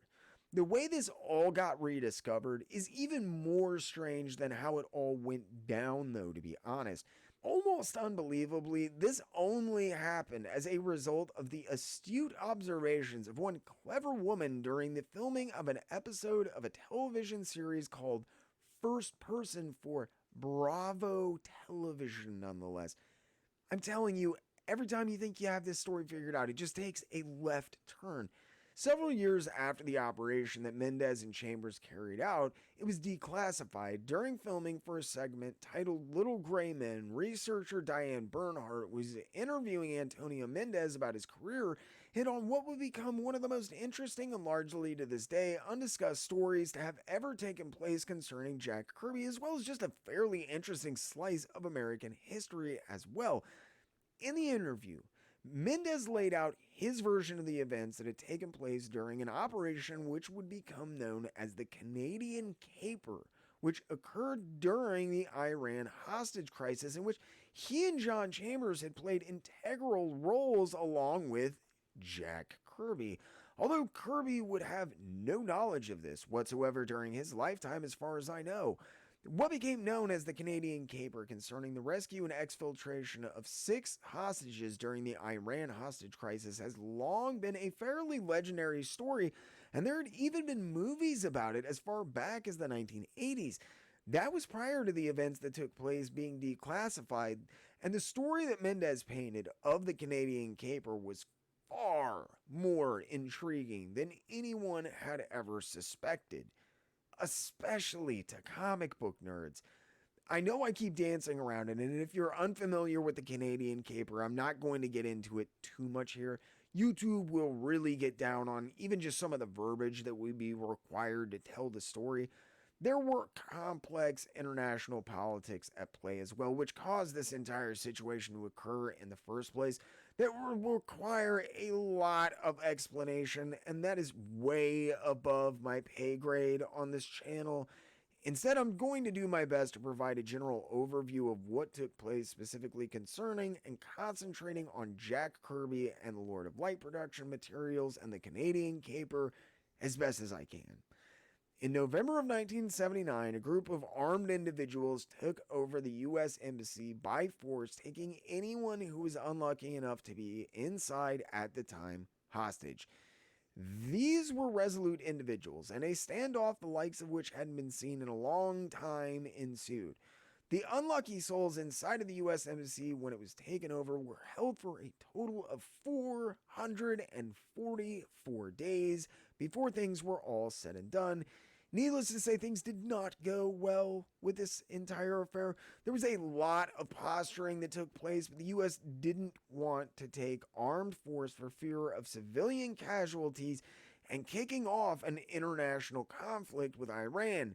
After more than a year of failed negotiations and mounting tensions between everyone involved, things were obviously reaching a tipping point, though. While the U.S. was becoming increasingly convinced that the only way this was going to get resolved was through force, and they were busy plotting their next move, they were entirely unable to forcibly go in and try to extract the hostages until they handled another situation. It just so happened that not everyone was at work when the U.S. Embassy was taken over, and a group of 6 diplomats had somehow managed to evade capture when it was seized. Even after they escaped the initial takeover, though, they were surrounded by people relentlessly searching for them and found themselves constantly on the run in hostile territory. They managed to evade capture for more than a year, but as the US began plans to get the hostages back by whatever means necessary, they also knew that they had to get these individuals out of the country before they could make any further moves. This was problematic, however. Travel had been basically cut off, and there was no way of safely getting an American into the country, let alone six fugitives who were on the run out of it. This is when Antonio Mendez, along with John Chambers, came up with the clever idea to capitalize on Chambers' job in films to construct a cover story. And Chambers suggested that they capitalize on the nearly complete and fairly impressive Lord of Light production material to do so when building this cover. Along with Chambers, Mendez suggested that they pose as a film crew looking to film some stuff for a proposed film called Argo, a name which, while entirely fictional, might sound familiar today actually. The story had to be perfect though. There was no room for error, and I think that the Lord of Light material was selected because it was of an extraordinarily high quality. Chambers was intimately familiar with it, and it was complete enough that anyone who did happen to look at the material could be easily fooled into thinking that the script was for a real film because, it was. Chambers set up a production office in Sunset Glower Studios, which was apparently actually Michael Douglas's office while they were shooting The China Syndrome a few months prior. They had copies of the production material created and distributed with the new name, Argo, now attached to it. This name change, as well as the generally clandestine nature of this entire affair, helped to ensure no one knew that Lord of Light or Jack Kirby was attached to the Canadian caper or the Iran hostage crisis for a long time. While Kirby's connection in particular isn't all that well known and definitely isn't very openly discussed, interestingly, many of the other individuals involved with the Canadian caper are. Mendez and Chambers went to some pretty incredible lengths to make their production look legit, holding a press conference party at a LA club and taking out advertisements in both Variety and The Hollywood Reporter. At the time, Argo was simply the name Mendez rebranded Lord of Light with. Ironically, when the story of this operation went on to become the basis for a massive blockbuster film decades later, and yes, this is the basis of the story for the 2012 Ben Affleck film, that movie took its name from the fake script title. What's really interesting here, though, is that the story of Argo is only really known as continued to be researched as well as the subject matter of a number of proposed documentaries since, as I said, because of a random episode of a Bravo television series. What's even cooler though is that the only reason that Diane Bernhardt took an interest and brought the entire thing up to begin with was because of Jack Kirby. Bernhardt, who had been conducting the routine interview with Mendez, noticed a piece of art that intrigued her. When she picked it up, she instantly knew that it was a Jack Kirby piece and immediately asked about its origins as she'd never seen it before. Bernhardt only started following the trail because of her interest in Jack Kirby and how his work could have possibly related back to anything having to do with the CIA. The information had remained classified for 17 years, but 3 years after this, in 2000, when Antonio Mendez was being interviewed by Bernhardt for In Person, he was finally allowed to tell the full story of what would become known as the Canadian Caper and how it was only possible because of Jack Kirby's art, although he left that detail out. Prior to this interview, the government had implied, if not outright stated, that they were the ones responsible for the creation of the Argo production materials, leaving Kirby Geller and the rest of the Lord of Light production out of the story entirely.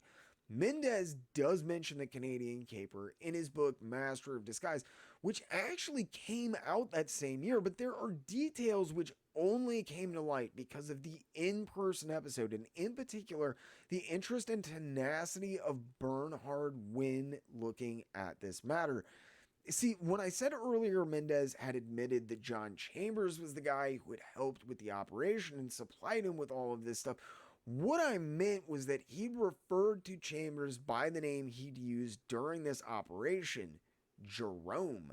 Mendez wasn't familiar with Kirby or his work, and I think he was only peripherally aware of Lord of Light outside of the scope of the Canadian Caper operation. With Mendez being something of a dead end as far as Kirby's work for Argo, but still intrigued by what she'd found, Bernard began furiously researching and eventually managed to track the code name Jerome back to Chambers. From Chambers, she was then able to track the Kirby work back to Lord of Light, and that's when the full scope of what had gone down really started coming to light.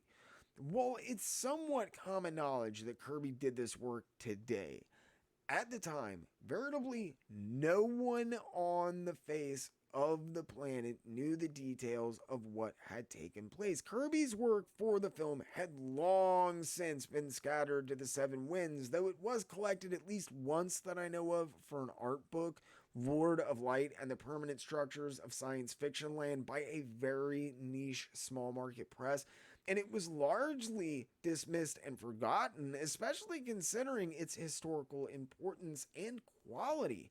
Thankfully, this wouldn't remain the case forever, but as always, we'll get there. Intrigued by what she found following her interview with Antonio Mendez, Diane Bernhardt almost immediately began working on a documentary about the Canadian Caper and its connection to Lord of Light and thereby extension Jack Kirby. An accomplished and tenacious woman 7 years later, for reasons which she never really elaborated on, she just kind of gave up. There was obviously some sort of brick wall she hit, but I don't know what it was. She knew there was still a story there, and a story worth telling at that, though. So rather than simply give up and toss out all of her hard work, Bernhard instead seemingly chose something of a beneficiary to pick up where she had left off and gave all of her research and like 7 years of distilled information to a guy named Judd Ehrlich. Ehrlich himself, immediately intrigued, also began instantly working on a documentary of his own. When Ehrlich was starting to finalize production on his documentary, strangely enough, about 7 years into his own project, which was titled Science Fiction Land, A Stranger Than Fiction Doc, crowdfunding was a pretty real thing. I might not be doing it a lot of justice, but this is an interesting story. And in October of 2014, Ehrlich easily managed to raise the $50,000 he was looking for to complete work on his documentary. According to the campaign, the film was basically complete, and there was mostly just a random bunch of post-production work left with some B-roll footage that needed to be completed and that kind of thing. Everything looked and sounded great. 2 years later, however, the film had yet to materialize, and no one could figure out why. There were no updates from the production. There was no explanation. All of the rewards had gone out to backers on time. Everything with the production seemed to be running smoothly when they had reached their funding goal, but years later, there was no film. Then, almost out of nowhere and for seemingly no reason, backers were sent the following message and contributors were refunded their money. Quote, "Thank you again for your tremendous generosity and your incredible patience. We hoped not to have to send this message, but due to legal circumstances beyond our control, we will not be able to continue with production of the film." That was it. There was no mention of what these legal troubles were or even allusions to what they might concern. The fact that this documentary was stopped for legal reasons does lead me to believe that the CIA objected to certain aspects of the Canadian Caper being publicly known, something I've been weary of while working on this piece actually. Ehrlich was and is an accomplished filmmaker. I don't think there was any problems with the film so much as there was a problem with what the film was talking about. From the onset, the CIA and anyone else talking about the story for that matter had played it up as though the US government had created what were incorrectly referred to as storyboards and other material for the fake Argo film. We know today that these storyboards were in actuality the production art and other materials, including the script, which had been produced for the very real Lord of Light film. The Stranger Than Fiction documentary had promised to tell the full story of the Canadian caper, including Kirby's involvement as well as other revelations, and I think that they hit on something that they couldn't talk about, and that wound up bringing the entire project to a complete standstill. I'll admit to having no clue what this is, but it had to be something. You don't just walk away from a fully completed and funded film after 7 years and give people their money back without so much as an actual explanation, unless something is going down. While in my own research, I was unable to discern what could have possibly elicited such a response that the film was legally unable to be released. I'm sure there's more to the story than what we're being told. While I don't think that this fact necessarily hinges on Jack Kirby or his work, I do find it interesting that there does seem to have been a sort of concerted effort to keep Jack Kirby's name out of things for one reason or another for a lot of years when it came to the Canadian caper. Even after Mendez and others started talking about it a little bit more openly, Jack Kirby's name never once came up that I know of until Diane Bernhardt unwittingly discovered the connection decades later. The fact that it appears that the film was blocked from release itself heavily indicates that there was some level of probable government tampering from one agency or another having to do with at least some aspect of the Lord of Light production. When I did more digging following my discovery of the Black documentary, I came across another interesting little piece to this puzzle as well. This one again from Diane Bernhardt herself, at least kind of. While well aware of Kirby's involvement, as well as undoubtedly much more than ever saw print or she has publicly revealed, in 2007 Bernhardt was interviewed by The Wire, and there's strangely no mention of the art that turned her on to the entire thing to begin with. In fact, there's nothing about Kirby and only a slight bit about the actual Lord of Light production that wasn't publicly known prior to her interview with Mendez in 2000. This Wire article, not Antonio Mendez's interview or even his writings on the subject, would go on to be licensed and adapted for the historical biography fiction film Argo in 2012, 5 years after the article was initially published. Also, very interestingly, while this article would go on to become the entire basis for a motion picture sporting a massive budget and promoted as a historical biography, even winning several Oscars actually, there's no direct quotes from Bernhard in this entire piece. Not a single quote or snippet from her. It's just based on the story that she told the author. Again, this seems to indicate that there's something they're not supposed to talk about, or that Bernhard and Ehrlich know that the government does not want out there. While the Wire article was based on an interview conducted with Bernhard and went on to be the basis for the Argo screenplay, much of the narrative in that article relied on outdated elements of the story, which had been concocted to prevent people from discovering the true nature of what Mendez and his people were doing at the time in 1980. Bernhard herself was fully aware of this by this point, however. I highly doubt that Bernhard, who spent 7 years researching her own documentary piece on the subject, entirely left Jack Kirby out of the discussion and made such sweepingly inaccurate statements supporting outmoded narratives of how this had played out.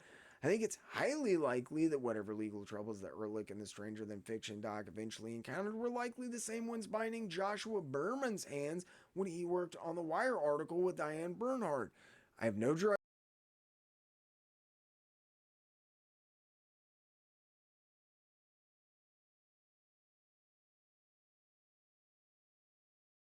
proof of this, But this makes a lot of sense and helps explain the rather disembodied tone of the article, as well as the rather obviously inexplicable choice to entirely exclude a number of interesting and pertinent details surrounding the Canadian caper and any quotes from Bernhardt at that.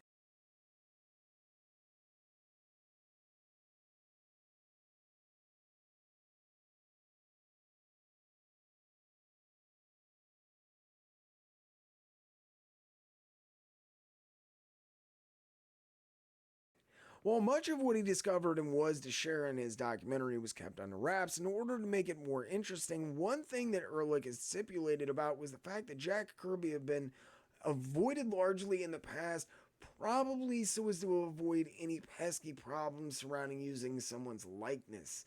Like, having to credit them or pay them for it.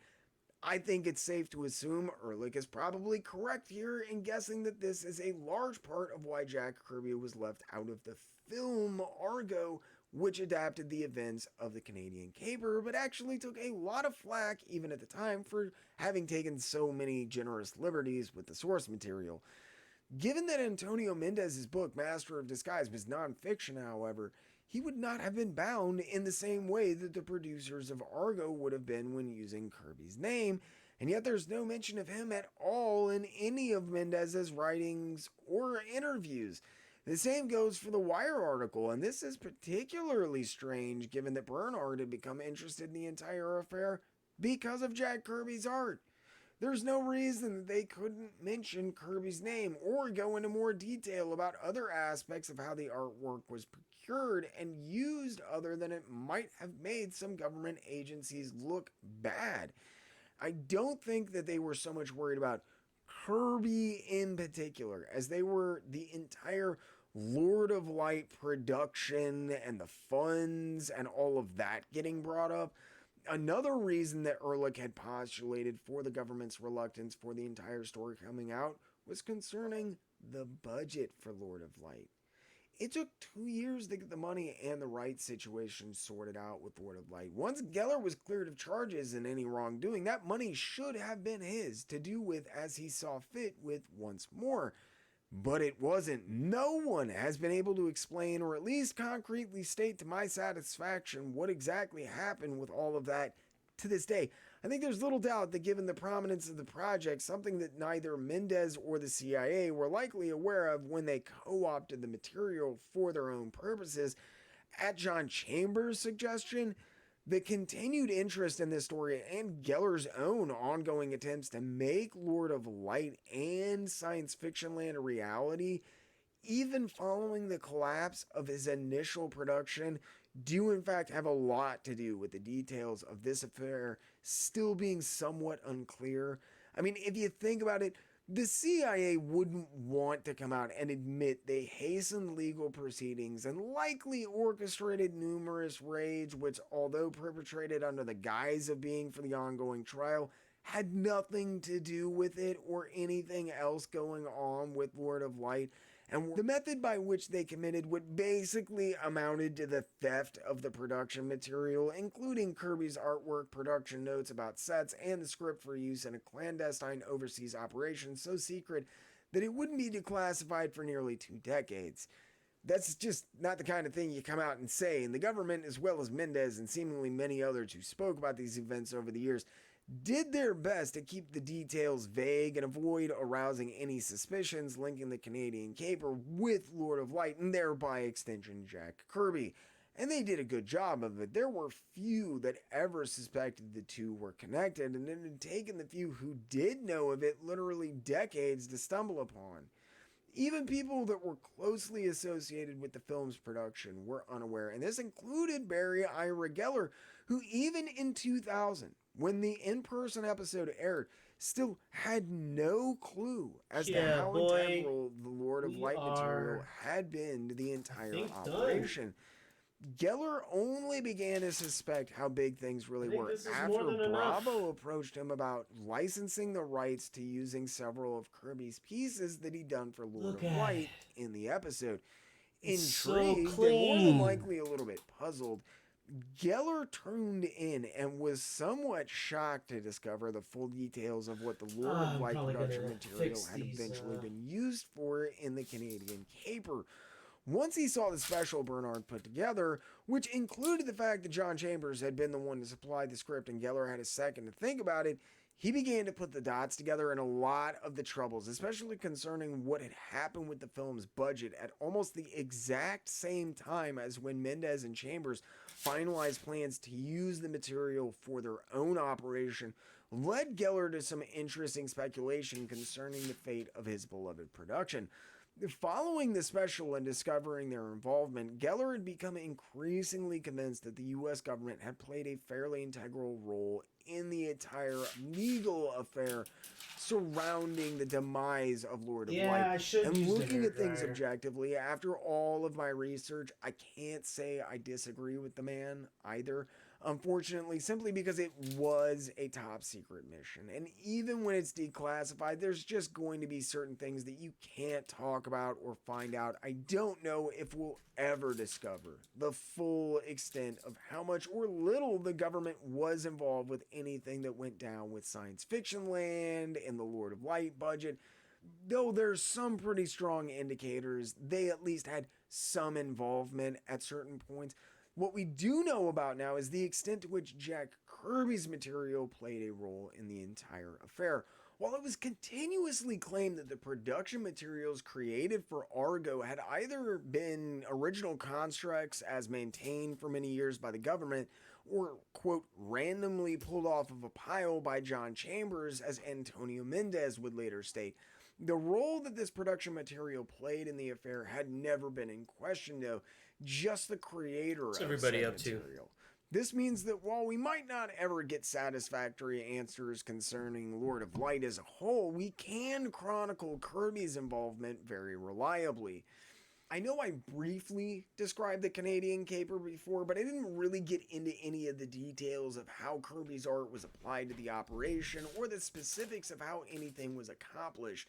I wanted to set the stage a little bit and make it clear I do think there's something larger, and I don't know what, but something at play here that no one is talking about, that no one is allowed to talk about. However, I'm also pretty well convinced that whatever it is, it does not play inordinately heavily into the narrative of this Jack Kirby documentary. Considering what happened with Ehrlich's Science Fiction Land, I did decide to not really pursue the legal angle of the government tampering with funds. As far as Kirby's art and its involvement in the Canadian caper, here's what we do know took place. Antonio Mendez, along with several others, including John Chambers, using the Lord of Light production material, mounted not only an entirely fake film production, but a production company as well. As I mentioned, things had to look above board. And as I said, they went so far as to run full page ads, hold a press conference, and rent out a fake office for Argo.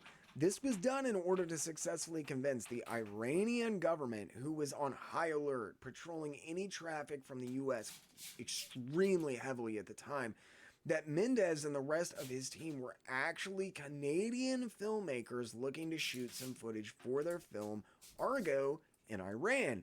The Canadian government actually supplied official false passports for the mission, showing you just how big of a deal this whole thing was, being a joint operation between the Canadian and the US governments. There were lives at stake, and they couldn't afford to make any mistakes. I think this is one of the main reasons that they had taken the Lord of Light material. It was veritably complete. It had amazing illustrations and copious notes about set designs and anything else that you could possibly need in order to convince someone you were making a film. Team this with Chambers' familiarity with the material and not only how to present it, but legitimately how to pitch it, and you have the basis of why I believe that the Lord of Light material was so important and indispensable to the Canadian caper. It was expansive and ambitious, and scouting for strange settings and places to shoot in Iran would not raise an eyebrow if you even took a cursory glance at the script or illustrations that accompanied it. Kirby's ambitious and equally strange architectural creations, originally meant for Lord of Light and science fiction land, were now instead providing the perfect cover for Mendez and his crew as they attempted to covertly extract the ambassadors on the run who had been in hiding for more than a year at this point. Mendez opted to keep things simple and took only the bare minimum of men that he thought he needed to make their cover work. This helped to not raise any eyebrows by making a big entrance or a scene, but it also kept the circle of knowledge small, and this meant less chance of someone blowing their cover. Oh yeah, that's good. According to their paperwork, Argo's scouting crew consisted of 8 men, 6 Canadians, an Irishman, and 1 Latino. In actuality, Antonio Mendez, who was the aforementioned Latino, and one person fitting the description of the Irishman, who I believe was Canadian, had entered the country on their own. While the film Argo makes things seem very tense because it's a movie, Mendez has said it was actually pretty easy. They got to the airport, some officials looked over their production material, and they were quickly satisfied that they were who they said they were. Mendez and the Irishman then went out to do their scouting, using this as a rather ingenious cover for making their way unfettered throughout the city without arousing any suspicion. The 6 U.S. ambassadors who were on the run had been in hiding at the same location for some time by this point, and while this led to some pretty close calls and they were thinking about relocating, Mendez was able to rendezvous with them there because of it, presumably using some of John Chambers' disguise kits that he had designed for the mission to alter their appearance, and under the guise of being the other 6 members of the Argo production crew, using the passports supplied by the Canadian government, the ambassadors were successfully exfiltrated without a single shot ever being fired and no one being the wiser. The Iran hostage crisis, on the other hand, would not play out like this. Things escalated quickly once the U.S. attempted to forcibly extract the hostages still being held at the American consulate after the Canadian caper. There were a host of deaths among military personnel as well as civilians involved in the operations to follow, and it was just a nasty, messy affair. Given how bad things got, the details pertaining to the Canadian caper, the Argo cover story, and Lord of Light may simply overlap by complete happenstance with stuff that the U.S. government would prefer to not have out there. While this is debatable, rather unbelievably, the story of Kirby's work for Lord of Light doesn't end here, though. Remember how I mentioned that the original art had kind of been scattered to the 4 corners of the globe? Well, as it turns out, that art ended up in some very interesting hands. Bernhard had discovered Kirby's involvement with the project due to an unidentified piece of production material that he had produced for Lord of Light that Antonio Mendez still happened to be in possession of.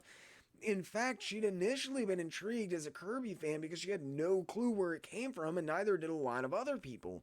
Because Lord of Light never ended up happening, and because the historical significance of the pieces were entirely unknown for so long, the origins of the Kirby originals were a mystery even to many of those who owned them over the years prior to this story getting cracked. The original art for Lord of Light was like everything that Jack Kirby had ever produced, though it had value. Even if it wasn't comic book art or anything like that, there was going to be someone willing to buy it just to have a piece of original art from the king. The quality and the size of the pieces that Kirby produced for Lord of Light, their intricate nature, and Reuter's amazing inks had made them somewhat sought after pieces by collectors. However, the thing was, most people didn't really know the story of the art outside of it being from a failed film that Kirby had worked on, if that. The main thing was they were great Kirby pieces, and with the vast majority of Kirby's work coming from, how shall we say, questionable provenance, which is to say that it's stolen and everyone knows it, Kirby pieces with provenance, and especially ones of the caliber that he created for Lord of Light, were highly sought after by collectors because they were desirable due to being high quality Kirby work and not because of their subject matter, which many people were entirely unaware of. This meant that the pieces changed hands rather often, and over the years they found their way into some interesting ones. Flashback to 1993. We open on a scene of a young Jim Lee flush with cash from record breaking sales on X-Men #1 and showing no signs of going anywhere but up, sitting quietly in a Sotheby's auction house, anxiously awaiting an upcoming series of art that's been advertised. Lee, who is a massive Kirby fan, also knew that if you could manage to get your hands on good Kirby originals for a decent price, they were a sound investment and was hoping to score a few new pieces for his collection as well. Lee ended up picking up two pieces from what was incorrectly described as an abandoned film that Jack Kirby had worked on titled Argo. If Sotheby is getting the name of the film that they were done for wrong, doesn't tell you how little people really knew about these pieces despite their prominent creator, I don't know what will. The pieces that Lee picked up were two of the architectural structures that Jack Kirby had designed: Pavilions of Joy and Planetary Control Room Interior, which are both absolutely magnificent. While he's always been fairly conservative and intelligent with his money, Jim Lee is an avid original art collector, at least he was. Even back in 1993, though, Lee had an ever expanding family and would grow increasingly frugal with his spending as this trend continued. As Lee got older, his living expenses got to be bigger and bigger, and by the time that he was having to think about stuff like sending kids to college, he started turning his eye on his art collection. While I think he's undoubtedly kept the best of the best of the best for himself, Lee has let more and more stuff go over the years as his kids have gotten older, and he's parted with more of his personal collection than you might think. But these were Kirby's. While he sold an ever increasing amount of stuff, these pieces were not among them initially. The massive fan that he is, Jim Lee sat on them for years, having no clue as to their actual origins or the historical importance or value. It wouldn't be until 2007, after Antonio Mendez's Master of Disguise book talked about the Canadian caper firsthand for the first time, after the in-person interview segment had subsequently been filmed, wherein an interested reporter began to put the pieces of this entire thing together, before then spending more than half a decade researching the entire affair, only to suddenly toss in the towel, and only after that same reporter then gave an interview to another reporter sharing this information, which would be adapted and eventually utilized as the basis for the Wire article, that Jim Lee finally found out exactly what he was sitting on.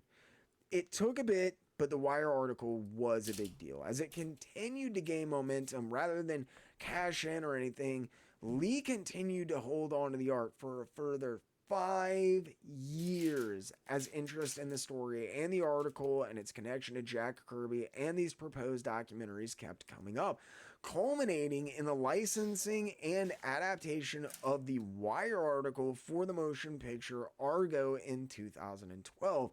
Argo was nominated and eventually won the Oscar for both Best Picture and Best Writing for an Adapted Screenplay, and Jim Lee put the pieces up for auction in August of 2013, coinciding with the hype surrounding the film and these awards. Comic art had been steadily on the rise over the last several decades, but it certainly wasn't what it is today. Many experts still greatly undervalued work like this, and at the time they were put up, Pavilions of Joy and Planetary Control Room Interior were appraised for a paltry $10,000 a piece, though most specialists suspected that they would easily exceed these expectations even at that point.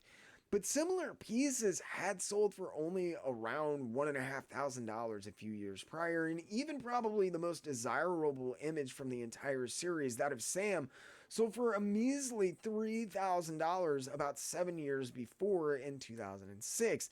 Lee had played his cards right though, and with people now fully in the know about what this stuff was and the story behind it all, there was a definite bidding war that took place when these went up for auction. Pavilions of Joy ultimately sold for $16,730, and Planetary Control Room Interior went for an impressive $23,900. While there's not an inordinate amount of material that he actually made for Lord of Light, an 18 by 24 color piece sold for nearly $9,000 in 2019, attesting that while the Ben Affleck film might have artificially boosted the numbers for a while, there is very real interest in this work. And I think a lot of that stems from the story behind it, as well as the astounding quality and power of the work as well.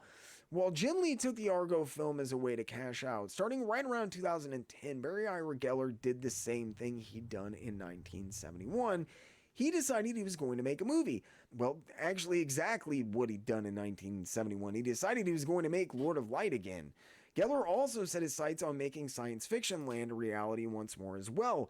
The film helped put some wind into his sails, and there had been pretty steady interest in Geller and his work following Diane Bernhardt's revelations concerning the Canadian caper, which were only heightened when not one but two documentaries about the subject were abandoned for unnamed reasons. Geller was just as interested in getting the project off of the ground as ever, but he was missing his general. With Kirby gone, it felt like in many regards concerning this new effort, an essential voice was no longer there. Kirby had died years prior in 1994, and there was no getting anyone else to make material for the film artistically. Kirby had been an essential part of Lord of Light's DNA, and Barry Ira Geller knew it. Rather than get hung up on problems, though, as always, Geller set about creating solutions instead. With renewed interest in his work due to the in-person episode, the Wire article, and the actual Argo film, Barry Ira Geller became increasingly interested in the preservation and presentation of Jack Kirby's work in general, but especially for Lord of Light. This was work that he and Kirby had slaved over, and I think that Jack Kirby had definitely paid a lot closer attention to this than some of the other stuff he did around this same time. Even inker Mike Royer apparently felt added pressure to go above and beyond for the Lord of Light material and plainly recalled this fact 30 plus years later. Geller began working with the Kirby Museum to restore and preserve the 16 original images that Jack Kirby had done for the project. Geller would eventually go on to produce a series of Jiggly prints, and in conjunction with the Kirby Museum in 2012, representing the pieces as they'd never been seen by anyone outside of the production itself, or anyone lucky enough to have owned one of the originals. Originally, when I started working on this piece, it appeared that Geller was cashing in on Kirby's name and trying to recoup some of the money that he lost over the years.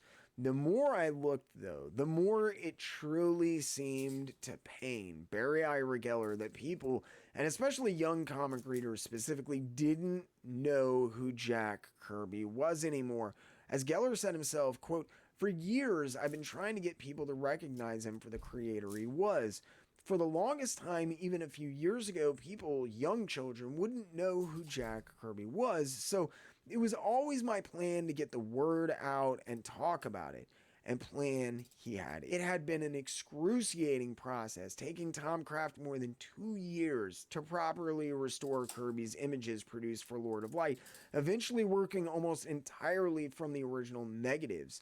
My only complaint about this project, and it does not stem from the quality, is that the images were only offered as part of extremely limited print runs and are actually pretty cost prohibitive if you want to pick one up today as a result. It would have been nice if they'd made the images more widely available, but it had to have been a long and arduous journey, and I can't complain considering I'm pretty sure they had to license the images and the likenesses from Lord of Light, and it was probably just a whole headache, and I'm just glad that they did it, to be honest. Plus, the results were fantastic. The series of images did well, and once they'd finally managed to properly restore Kirby's images and get the Jiggly set out, Geller was reinvigorated about the entire thing in a way that he hadn't been for a very long time. Following the 2012 print set from the Kirby Museum, Geller began to explore even more avenues of promoting Kirby and his work for the film in particular, and if he came up with a way or was given any opportunity to get the work back out there and talk about Jack Kirby and Lord of Light, Geller seems to have seized on it almost immediately. While it had been created and subsequently buried in only a matter of months between 1979 and 1981, with the help of the renewed interest in the part that they had played in the Canadian Caper, the Argo film starring Ben Affleck, and Geller's continued attempts to promote the work just as vigorously as he had done then, following the 2012 print set from the Kirby Museum, Lord of Light's Productions images started showing up all over the place. Summarily forgotten following their creation for more than 30 years, Kirby's work would finally start to be appreciated in the way that it should have been all along. While it showed up in a bunch of places, I think the most notable and interesting reimagining of Kirby's Lord of Light material occurred in 2015 when Geller teamed with Heavy Metal. Together, they produced a series consisting of 14 of Kirby's Lord of Light images, all using the restored black and white versions that Geller had done in conjunction with the Kirby Museum, now presented in color for the first time since their creation in most cases. While Kirby had done a limited amount of color on a few of the more rough images that he created for the project, Heavy Metal, as always living up to their name, took an interesting approach when they chose to spotlight the work and actually center an entire issue around it. Rather than traditional coloring or anything that might have approached what Kirby or Geller for that matter had intended at the time, Heavy Metal instead decided on using a quasi-psychedelic blacklight styled color theme. While I was never able to find an actual stated reason for this choice, which might seem strange to some people, turning the images into a giant blacklight poster when they were just black and white pen and ink drawings, but it's my belief that this was done in an effort to pay homage to the old Marvel blacklight posters from the 1970s, which utilized so many of Kirby's images, and I happen to be absolutely obsessed with. Where the Marvel blacklight posters at the time seemed to have almost had no thought behind the color alterations and schemes in general, the Heavy Metal colors appear to have had a great deal more thought applied to them. The Heavy Metal images were far less garish than the original Marvel blacklight posters, and I have absolutely fallen in love with these images over the past several years. I don't know why Heavy Metal didn't just go the extra mile and do the two other images that Kirby produced for the Lord of Light, but that's just a minor gripe. My big complaint is that I really wish that Heavy Metal had licensed a poster version or at least included some pull-out gatefold versions in the issue where they appeared. Sadly, once again, the images were only available as limited edition prints outside of the interior pages of the Heavy Metal issue itself, this time all signed and numbered and even more expensive. The whole thing was treated like a pretty big deal, and they centered this entire issue around them. It was a shame Heavy Metal didn't capitalize on the images a little bit more and make them more widely available. This was definitely not the case for Geller, who continued to make strides to not only share and promote Kirby's work and legacy, however, but push the bounds of technology and present Kirby's art in ways it had never been seen before. Following the Heavy Metal issue, Geller's contributions and collaborations with the Kirby Museum, as well as his continued attempts to reinvent and represent Kirby's work in new and interesting ways, began to become increasingly frequent.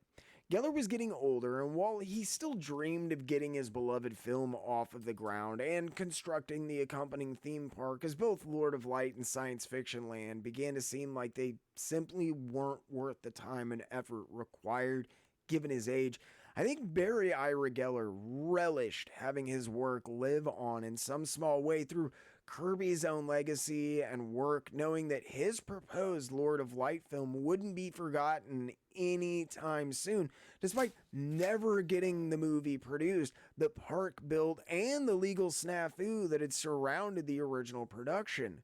More than using Kirby as simply a trumpet for his own ends, I think Barry Ira Geller also really enjoyed sharing his experiences concerning Jack Kirby with interested fans and historians. As time went on, he became much more entrenched than ever in painting a more complete picture of Jack Kirby as a human being, his thoughts and his emotions, and how he saw the world and worked with others. I think there's little doubt that Geller did enjoy the attention that this material afforded him. I think there's also just as equally little doubt that he genuinely and deeply loved Jack Kirby, not just his art. To see what Barry Ira Geller managed to accomplish with the mere 16 images that Jack Kirby produced for him while under his employ as well, it truly boggles the mind to think of the wasted opportunities and potential that were literally everywhere during Kirby's work in the comic book industry. Geller created a host of different stuff at the time with Kirby's work when the film was still slated for production in the 1980s, but as he grew older and seemed to finally toss in the towel as far as making a movie or building a theme park, these facts seem to have only encouraged Geller's proclivity of utilizing the Kirby materials that he did have at his disposal in new and inventive ways. A clever fellow, while technology continued to evolve, Geller did as well, adapting to the times with a seeming ease and, as always, with Kirby's work firmly in tow. Over the next half decade between 2015 and 2020, Geller introduced a bevy of Lord of Light merchandise, though they met with varying levels of interest and success from both fans and collectors. In 2021, 50 years after Geller had initially licensed the rights to Lord of Light and commissioned Kirby to create the now famous images for his film, it was announced that Kirby's drawings were to be released as a series of NFTs. Pushing the boundaries and unsatisfied with the response from the NFT release in November of that same year, Geller also announced that he'd be working directly with Mike Royer, who did all of the inking on Kirby's Lord of Light material, to convert Kirby's drawings into 3D line work from which they could then create incredibly accurate models of the work. These 3D models using Kirby's actual line work could have then been used to create actual scale models, which could be printed out using the increasingly available home 3D printer technology, which is becoming so prevalent today. There were a few interviews I found where Geller talked about this, and even one where Geller was showing off the progress that they'd made, which was really interesting to see. Sadly, Barry Ira Geller passed away on February 26th of 2022 before ever completing work on the models and leaving the project in what I'm sure will be an indefinite status of hiatus.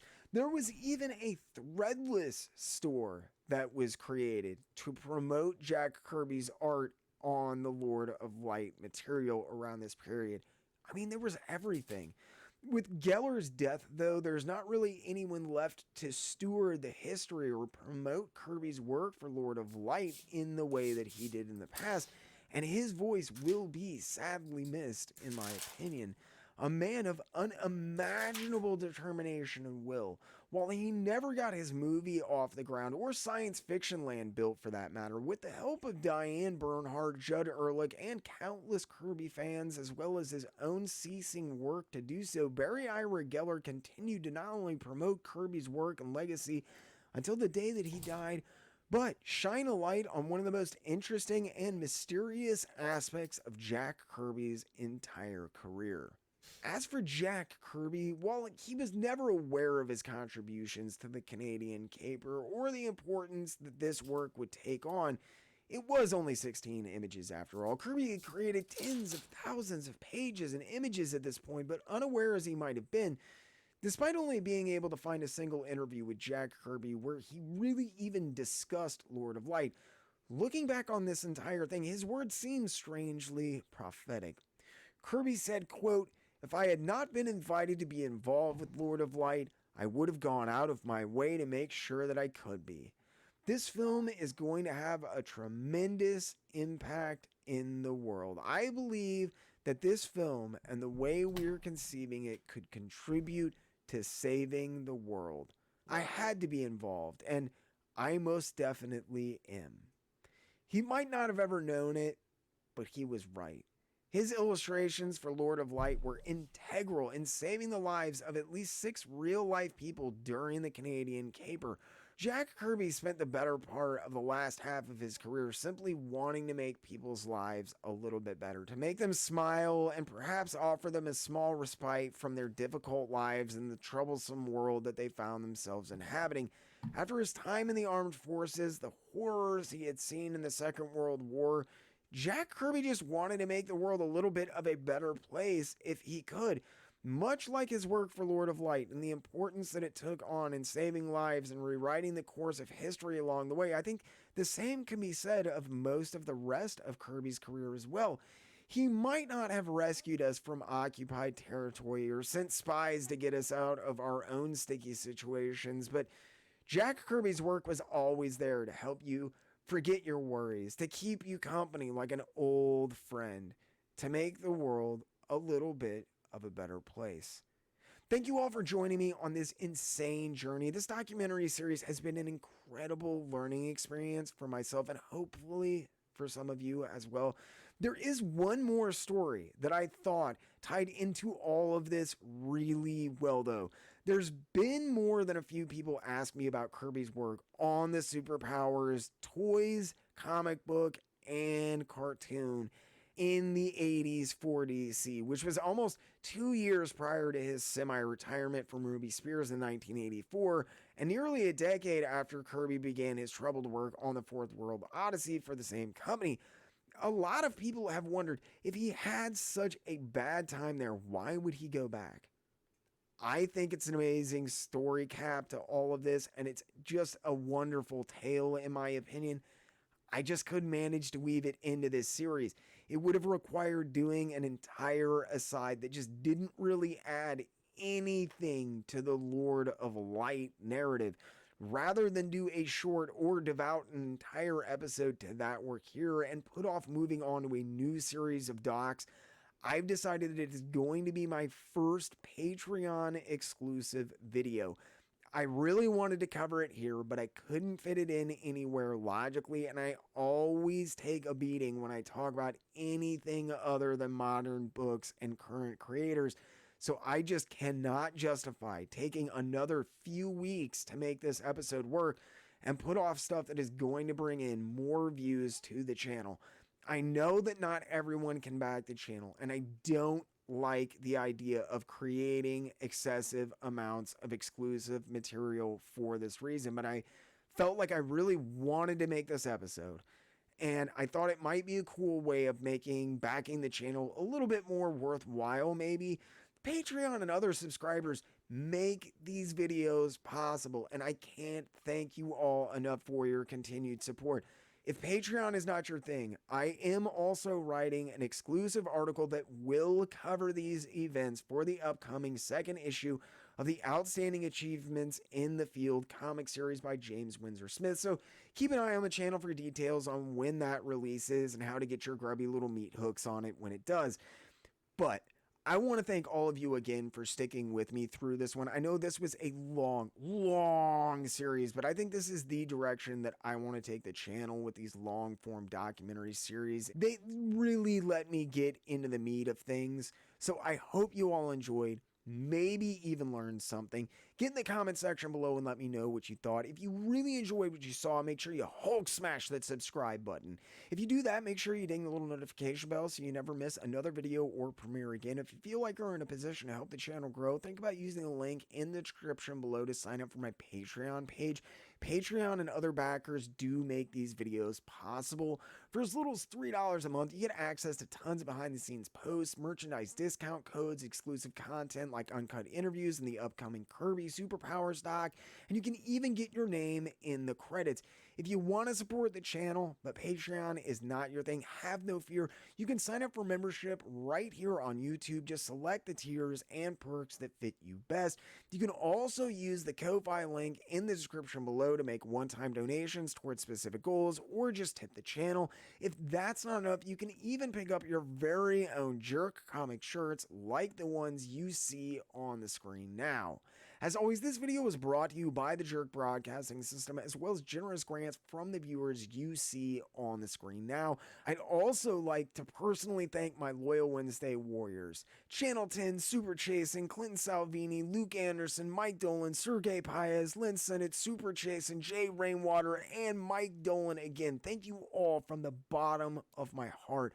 I hope you all are enjoying the new direction the channel is taking, and I'm doing you all proud. It means a lot to me that you all spend your hard-earned money to support this dream of mine. So thank you again and again. And speaking of which, thanks again for sticking with me. I hope you all enjoyed, maybe even learned something. And as always, I Yeah, really, truly, and honestly yeah, we did. keep hitting those local shops and keep reading comics. It was a good one. There's even another. There's an epilogue.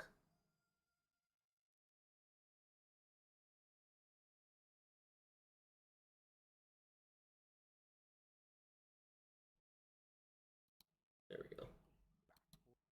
Okay. Well, we will get to that one later. Later.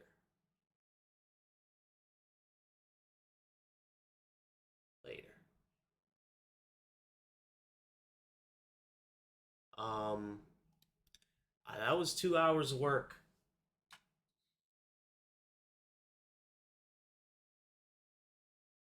A little less than 2 hours. But I think that is like super solid.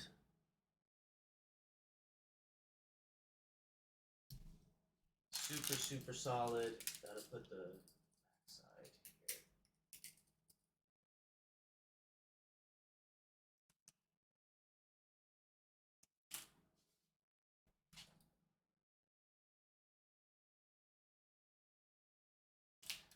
Anyway, um, yeah, I'm gonna take a little bit of a break after those 2 hours. My back is killing me. Um, yeah, I don't know. That was good. I think I'm going to actually work on.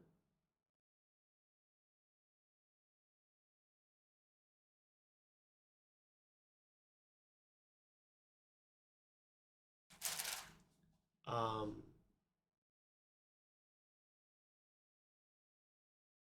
think I might work on that animation. I've been kind of uh, kind of itching to work on that actually. And I'd like to end my Friday workday with that. So now that I'm ready to watercolor this, I will do that tomorrow or something. I'm going to set up my desk for painting, and yeah, we're going to get to that tomorrow. I also need a board so that I can tape this down flat, get some nice crispy edges before I paint. But yeah, otherwise, super happy with this. I think I've already kind of seen places where I'm probably going to do some more drawing in the painting phase. This is just going to get crazier. So, you know, we got that. I can finally retire this puzzle of tracing paper underneath. That's kind of cool. I think I'm actually gonna like dismantle it and give it to the guy so he can put it back together himself. Extra little commission goodie. I mean, what am I gonna do with it? Keep it taped up together? I don't know. That's just seems like a mess. Let me let me start up my clip studio here.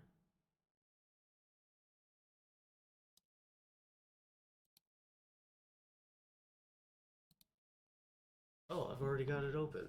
Hell yeah. Here we go. Window capture. Right? No, I think it's just. No, that's not it. That's not it.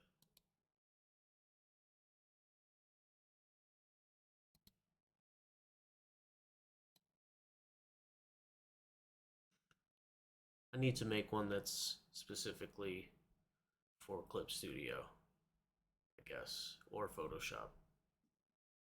Um, at source.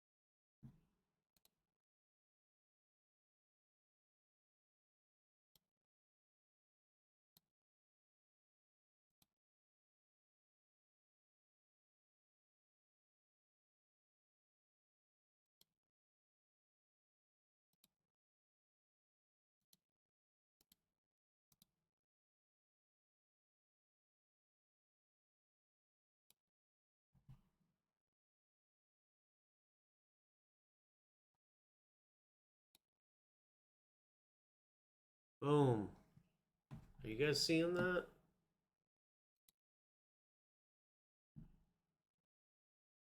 I think you are. Yeah, that's cool.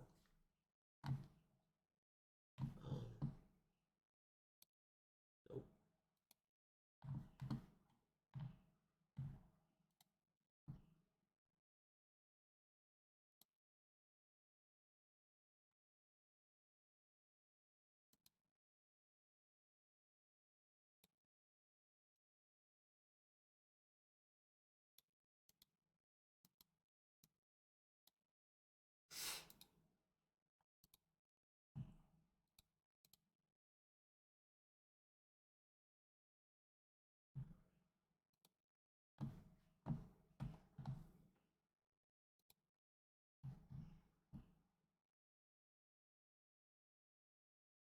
Okay, I'm not very good at this. I'm still learning, but I created this and it makes me really happy. I've even got a little bit more. There's a little bit more.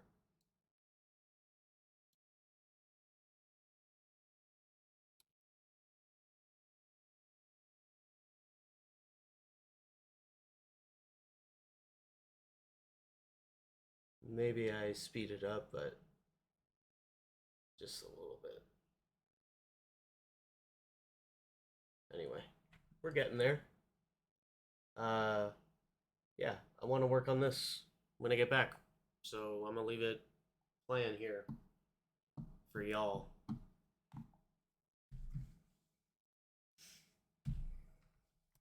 Where my phone at? Okay, I'll be back in a few minutes.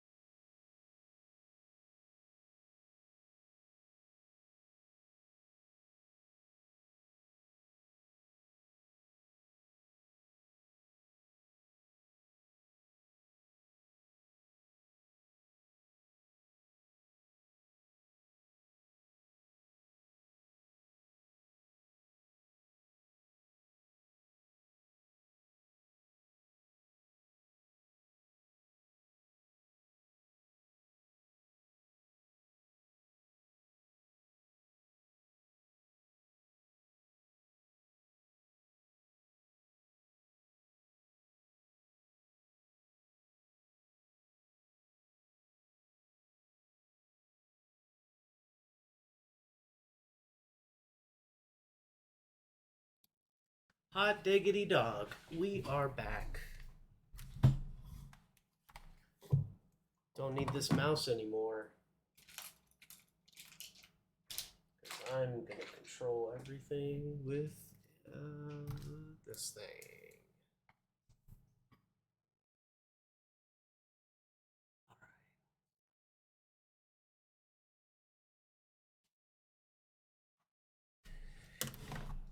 Gonna have to fix my chair.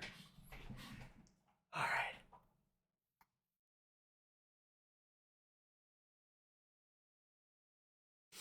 Let's see.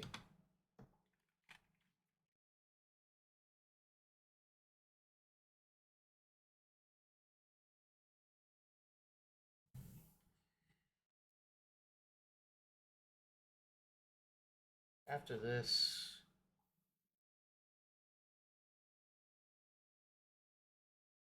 panel, there would be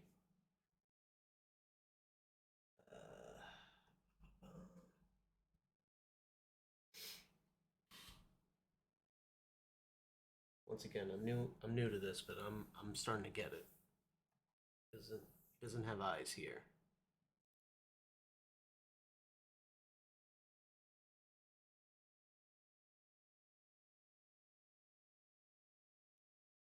Or this line. Fix that. There we go. It's pretty cool. Like I can see what I missed in the panel before. I'm kind of like I struggle with that.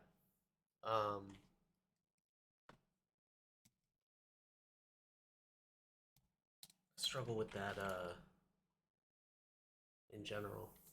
I think I'm gonna get on a call with Meredith here, and we're gonna hang out and do our work separately together at the same time.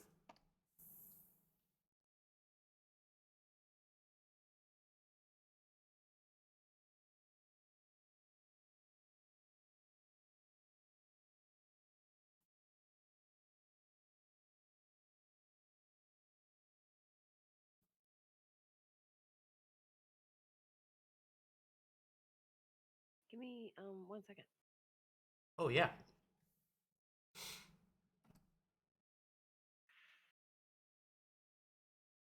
I'm gonna lower your volume here. Okay, never mind. Need my mouse. Apparently can't do that with the for some reason. Hi. Hey, Thanks for having me. yeah. Thanks for joining us on Drawing Things Out with Victor Alpe.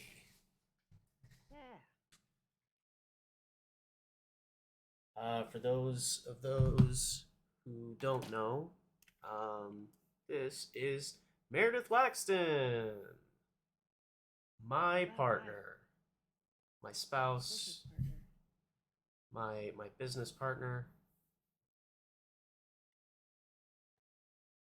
my partner in life.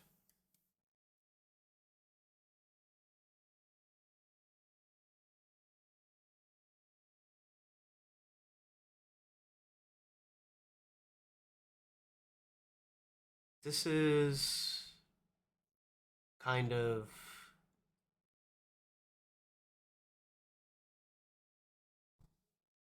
me fantasizing about smoking cigarettes again. Oh yeah. Yeah. I feel that.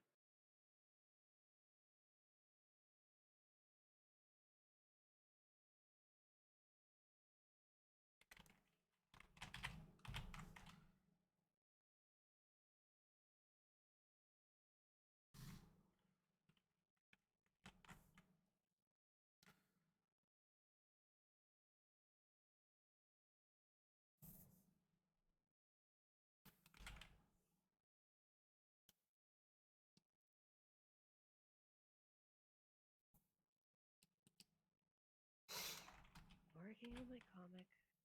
Yeah, how's it going? What page are you on? I am inking 20 and 21. Nice.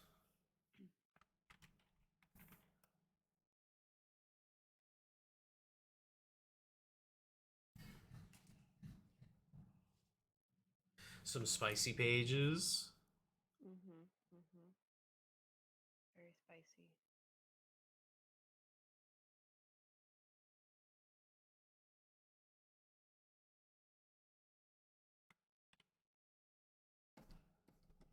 So I'm thinking that like his gills are opening up a little bit here, Oh yeah. and like the smoke is gonna come out here. Oh. Oh, I haven't done a whole lot of this panel. I've kind of changed the shoulder a bit.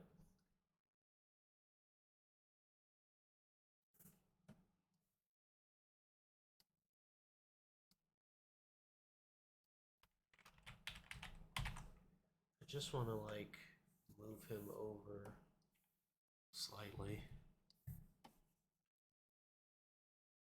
Oh, what I need to do actually is get my little switchboard out.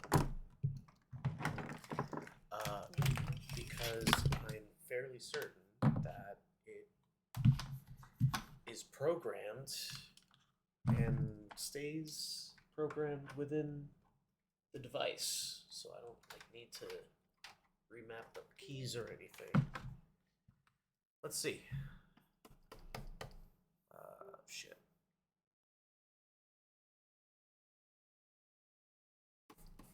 Nope.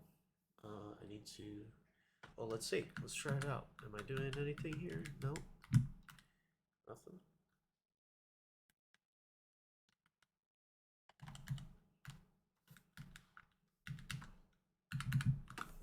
Nope. It is not. It's not doing the thing. Is it Yeah. your hotkey bar? Yeah.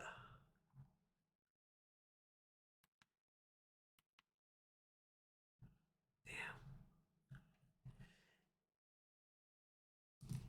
Oh, maybe I have to do that driver thing again.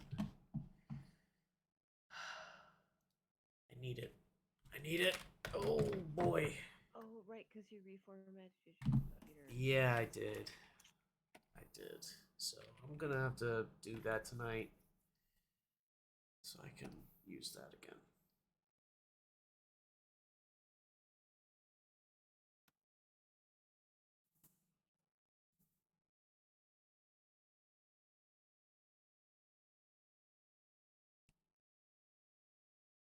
Like I want to kind of follow it so he's not like moving too much. Lewis made a comment that like couldn't tell if he was like bobbing with the music or if it was just like twitchy. Yeah.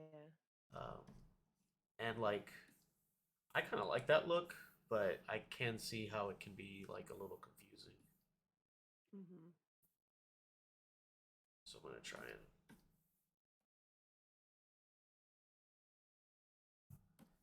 think about that while I'm drawing these.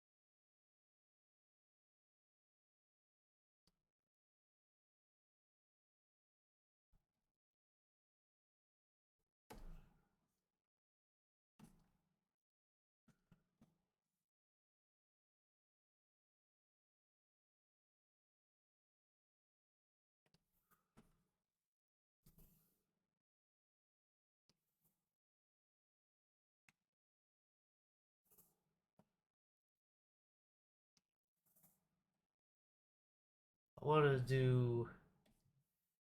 I want to do the Third Strike Gods justice.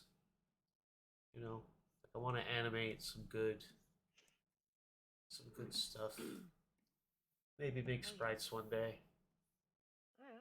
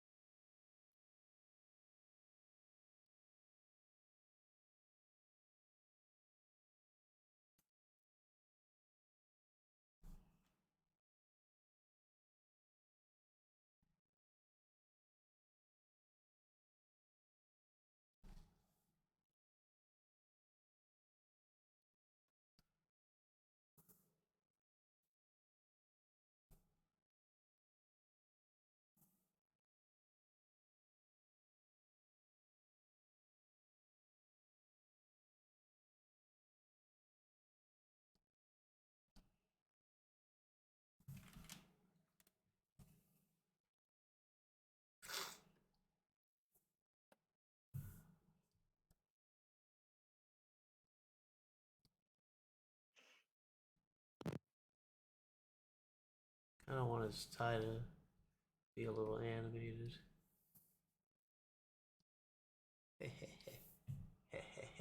Said animated.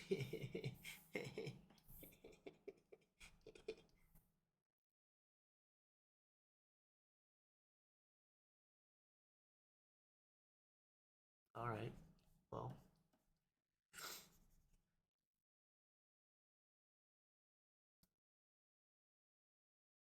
can't all be winners. I like it.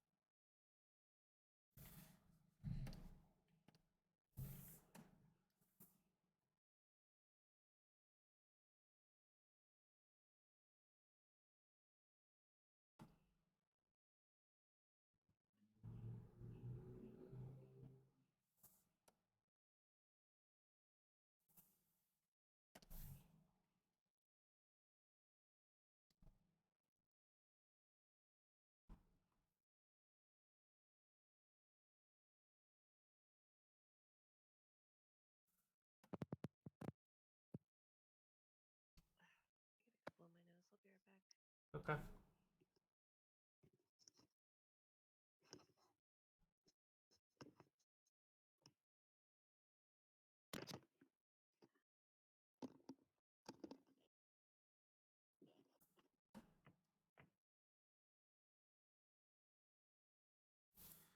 I'm gonna figure this foot out, but not right now.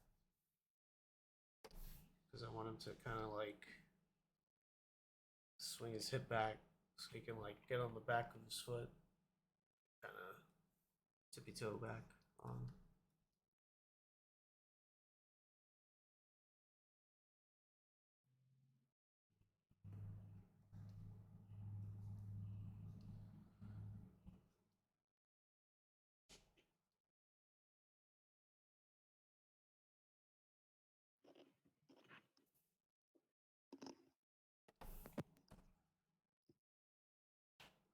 My desk is a mess.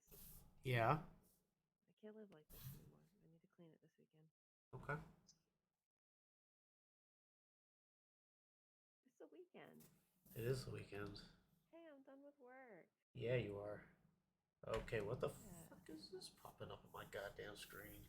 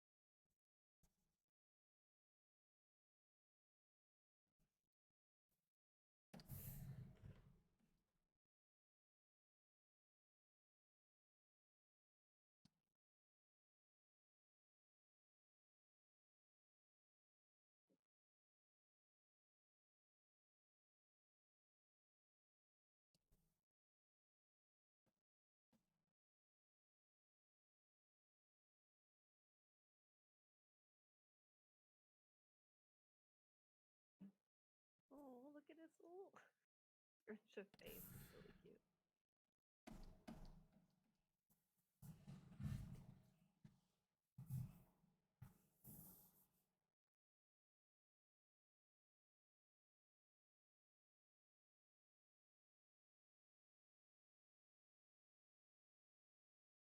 Oh my gosh, What? that that pose is really adorable.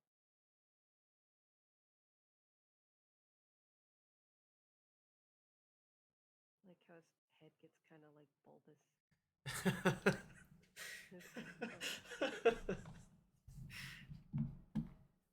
He's like turning into a light bulb.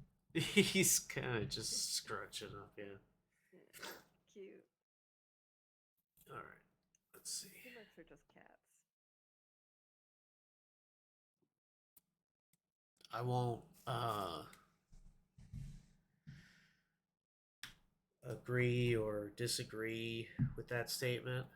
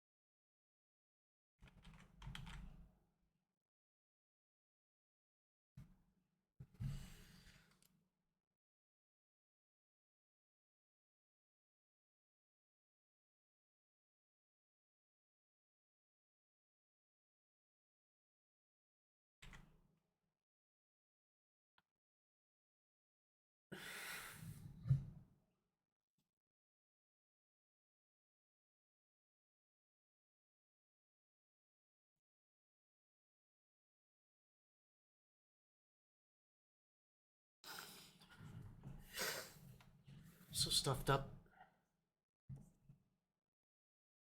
Yeah.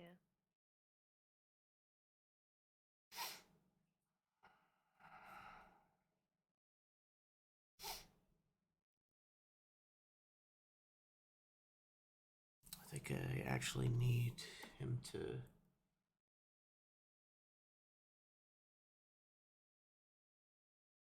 grab the cigarette.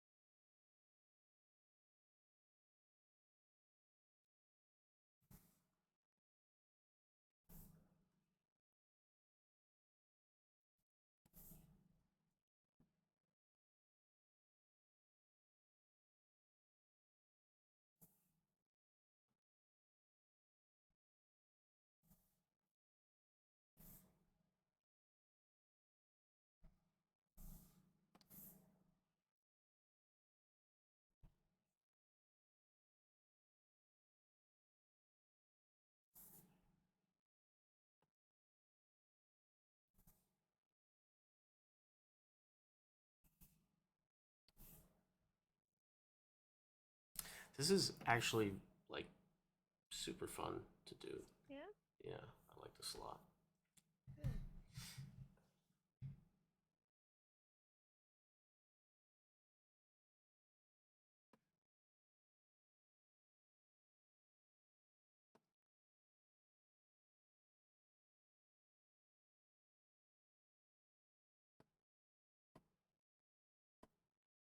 I think I'm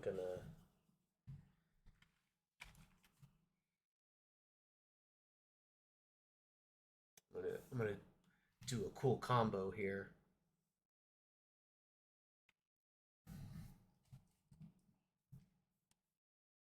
I'm going to, since I've got my stuff open, I'll explain what I'm doing here. Um, so like these are like the last three frames of this, right? Or yeah, frames, right? Yeah. The last three animation cells Right. within these well, cells is how they talk about like the images. The frames are like the literal like Oh. uh you know points Yeah. of the second that you're like animating in. So like 60 Mhm. frames, there would only be like 12 cells for that Yeah. or something, you know. So Yeah. anyway, the last three cells that I have here, I can select like this and move them over together and just be like, okay, I want to add a new animation cell here. And so like here he's got like his foot up, and I was thinking that there would be a cell in between those two. Mhm. That's actually him springing forward first. So this is Mhm. that one. So now he's gonna be. Uh, I'm gonna move his. I have to kind of redraw the whole thing, but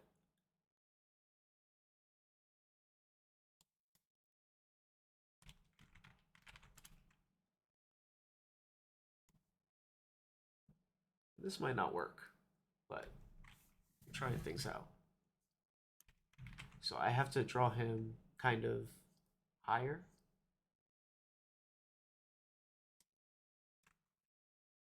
Because I'm gonna like move his hips forward.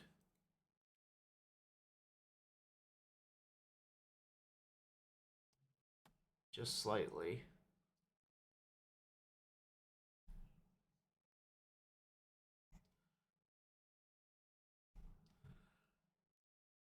Which is gonna kind of lean him this way. But I don't want his feet to move.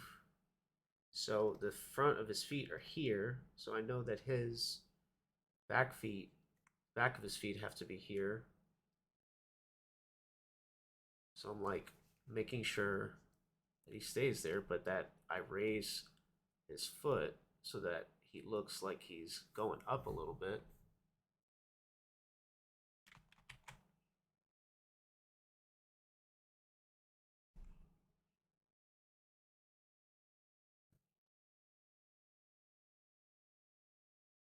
And,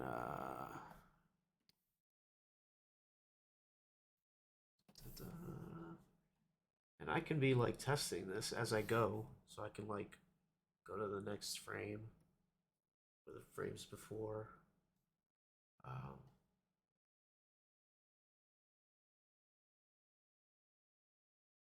so I haven't finished this one yet, right?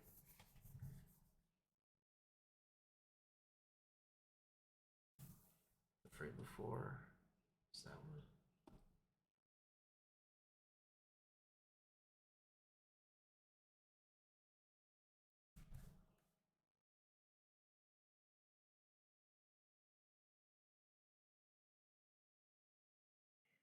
If you decide to get your master's, you could take some animation electives.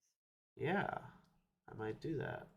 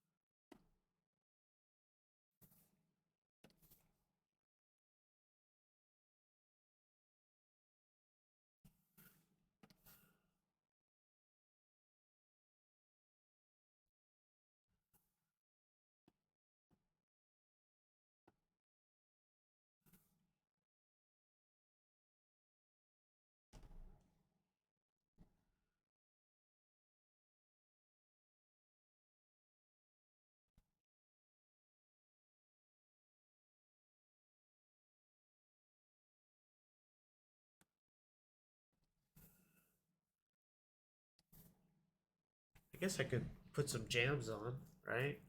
Since Yeah. since we're just sitting here very quietly. Very quietly. Unless there's something you want to talk about, we can start our podcast. Let's talk about our marriage. How are things going? Pretty good. I'm just I kidding. feel good. Do you feel good? No, I feel great.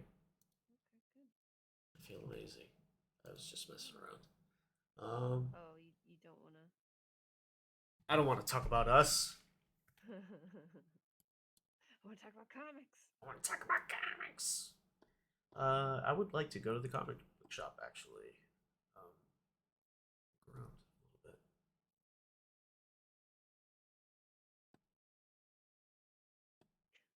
I'm doing a signing for them in May, I believe. May 6th, I think. Is that free comic book day? I saw a post about it. I couldn't tell you though. I put it down on my calendar. Just kidding. Apparently, I did not.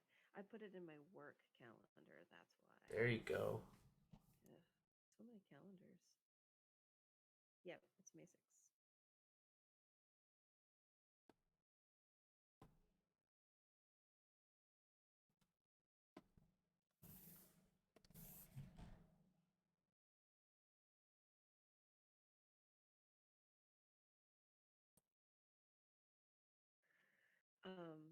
So I had to switch people around for my workshop thing. I'm still thinking about asking someone to come for the like Comic Cons and trade shows one. Um,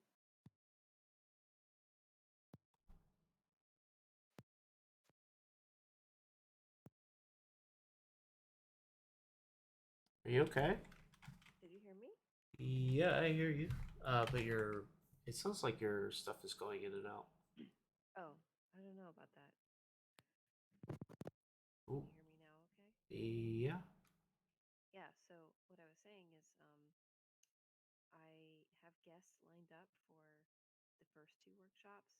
The third one I was gonna do on like Comic Cons and trade shows and stuff. Uh huh. And I was thinking about asking if Mad was available to talk about it. Yeah. Um, but Kate did also like volunteer. I don't know.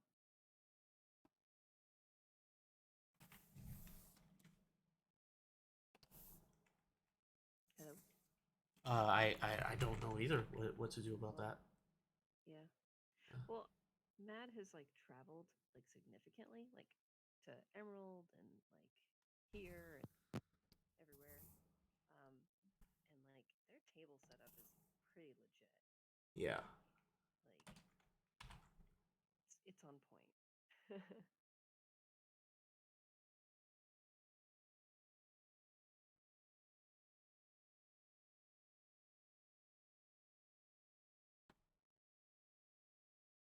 Baddie's in my lap.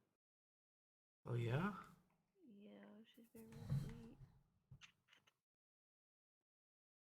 Can you? Oh, Oh wow, I can hear. that was her. Yeah. Baddie's on the mic.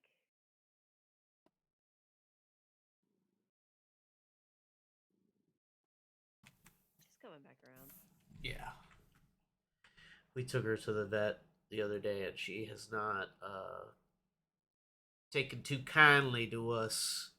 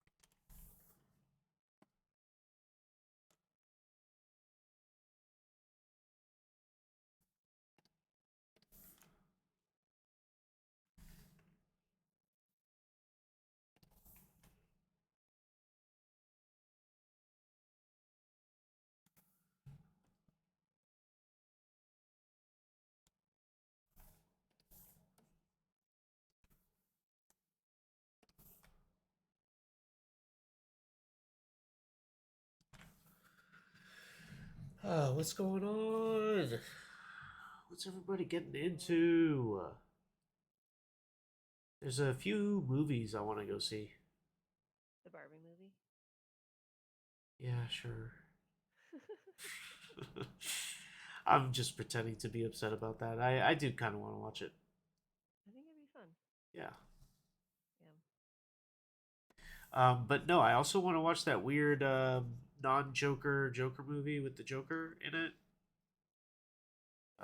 Joker movie with the Joker in it. Yeah, it's Joaquin Phoenix, and it's Someone is Afraid. I forget what his name is, but uh, it looks interesting. Huh. I am not familiar.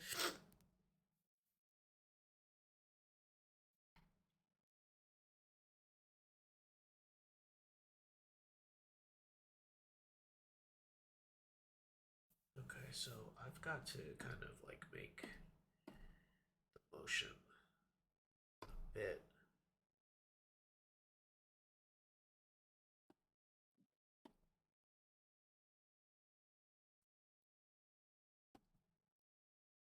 Bit more extreme, I guess. Maybe if I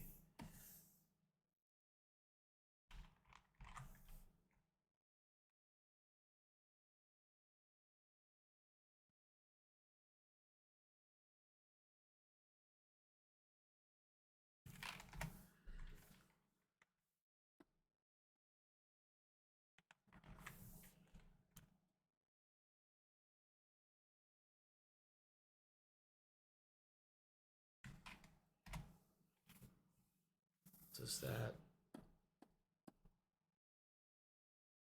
What?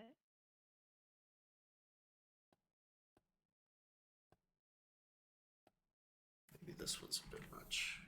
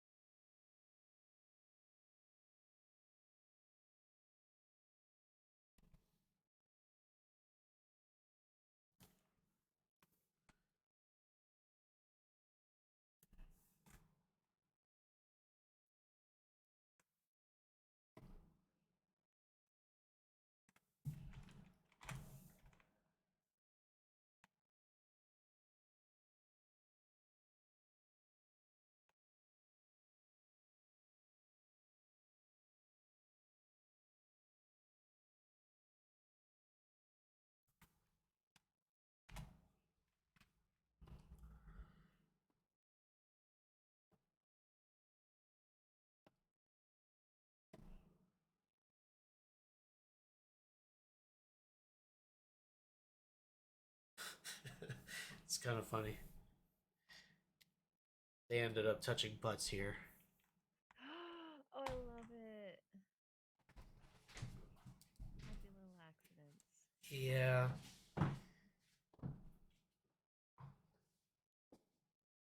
Happy little accidents. Or was it an accident? Yeah. Was it? Little accident. What are you doing? My God. Step brother. Stop it. You said it, not me. Yeah, you're right.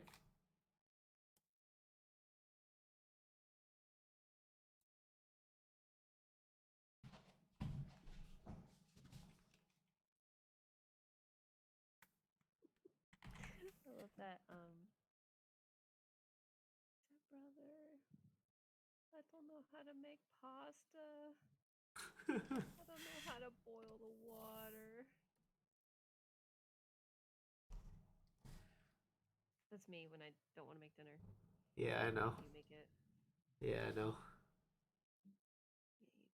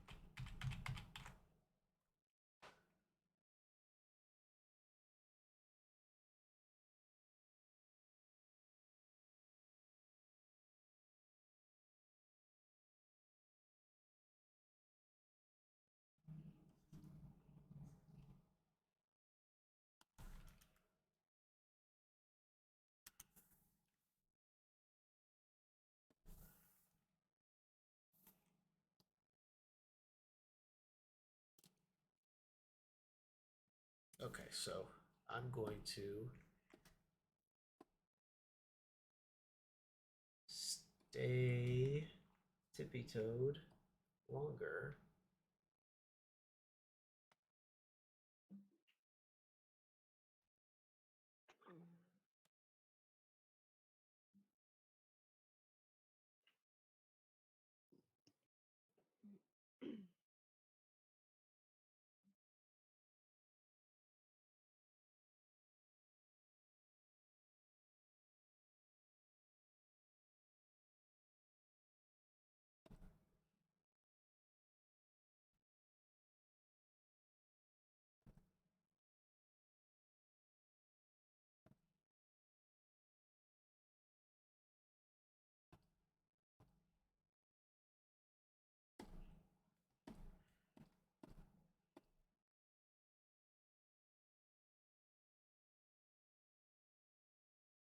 I think actually, at this point, he has a cigarette out of his mouth.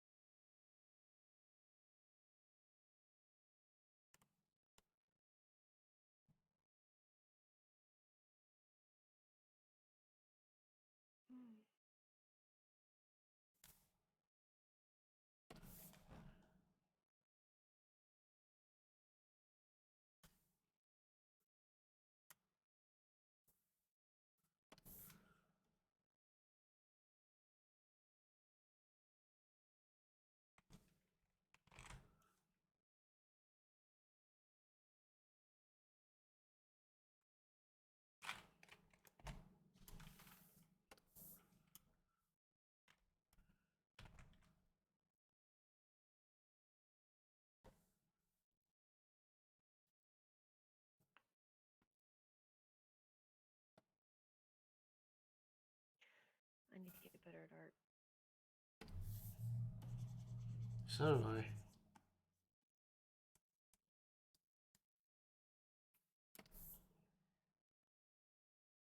That's why I'm putting in these long hours. Yeah.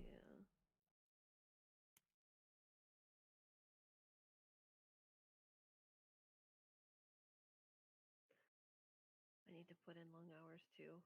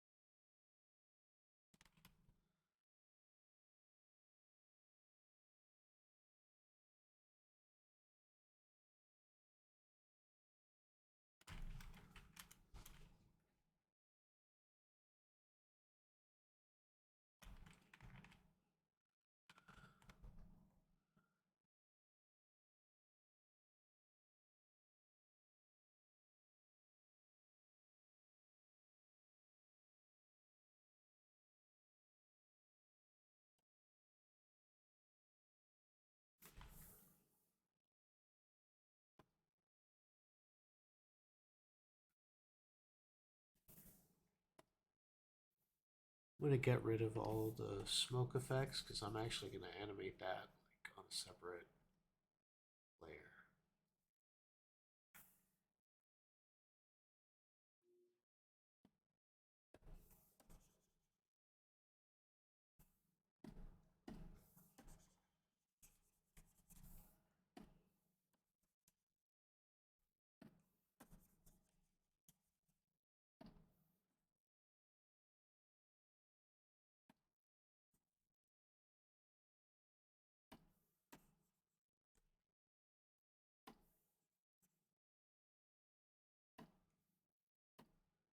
Okay, cool.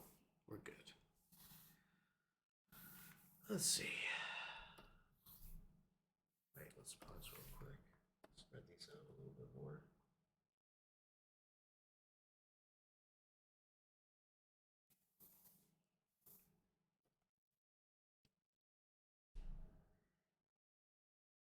Oh, geez, way too fast. Stop.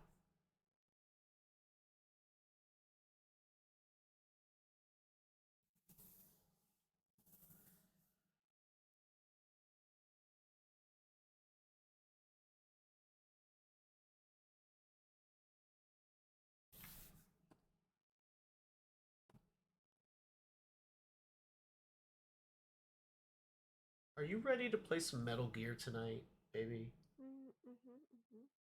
I'm so excited. We're playing Metal Gear 3. I don't know if you're around, Hop. We made it to Snake Eater.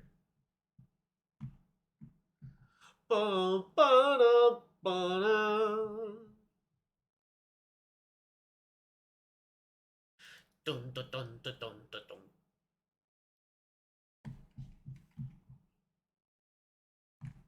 Taka, taka, taka, dun, dun, dun.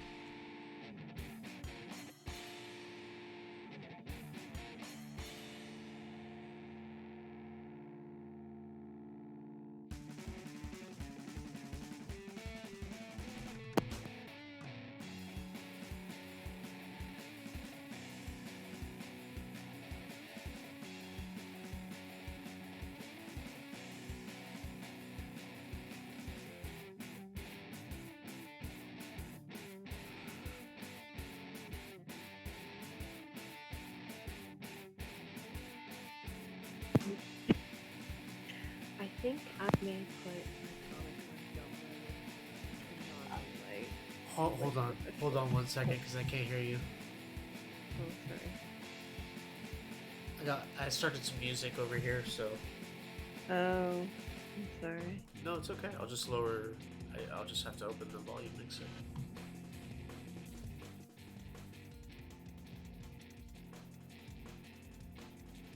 And raise your voice again. Hello.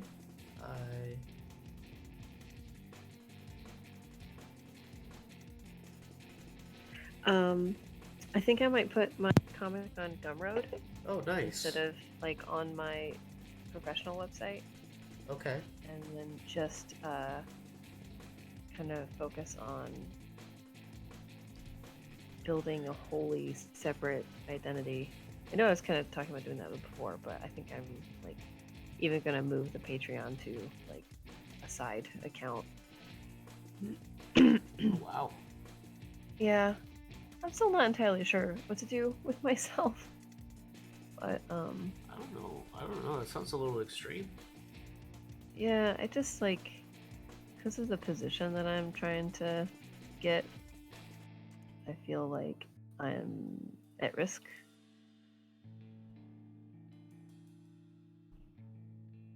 I don't want like certain people to find it, you know? Yeah.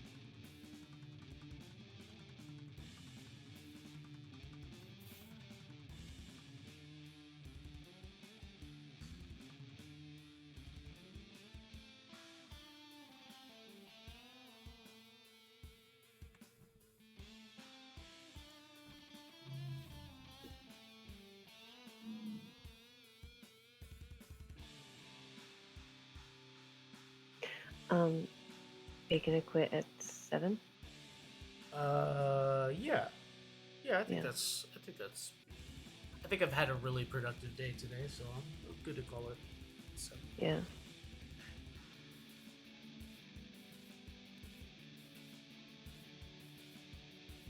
Um,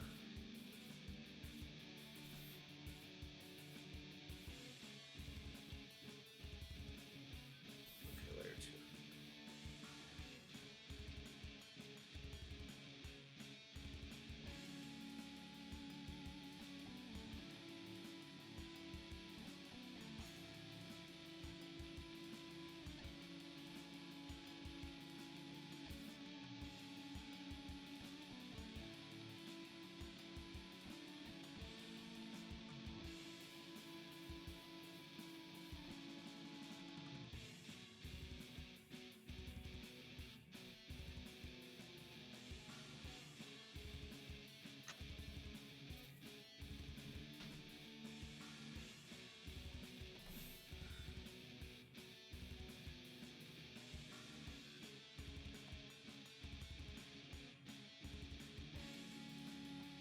I'm almost done inking these pages.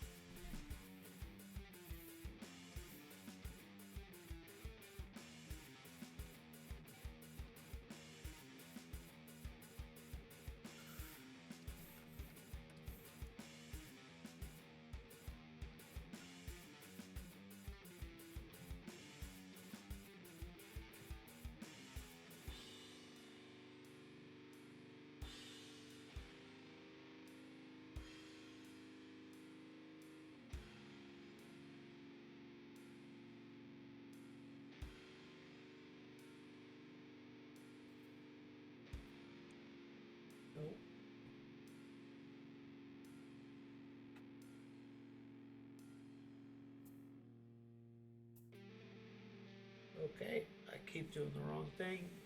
Delete. Oh, There no. we go.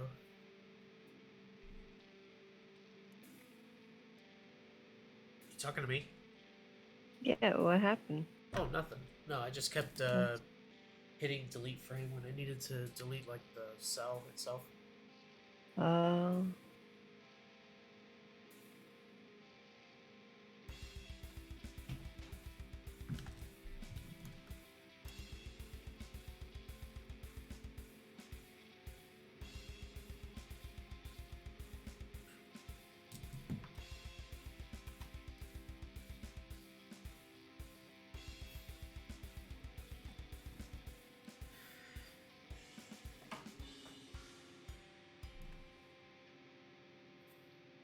um, I didn't get to tell you much about my talk with George.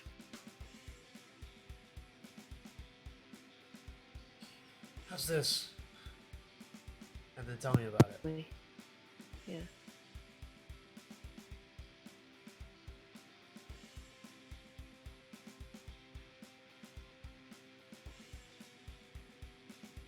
I gotta time it out a bit better, but Yeah? Yeah, I think it's good.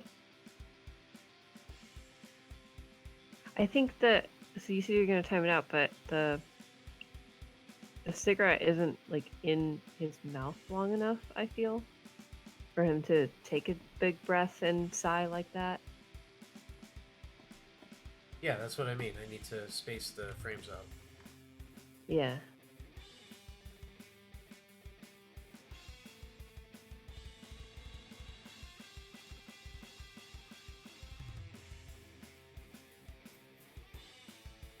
So now, I Like, if I just play that part here, like where he's putting the cigarette in his mouth, yeah.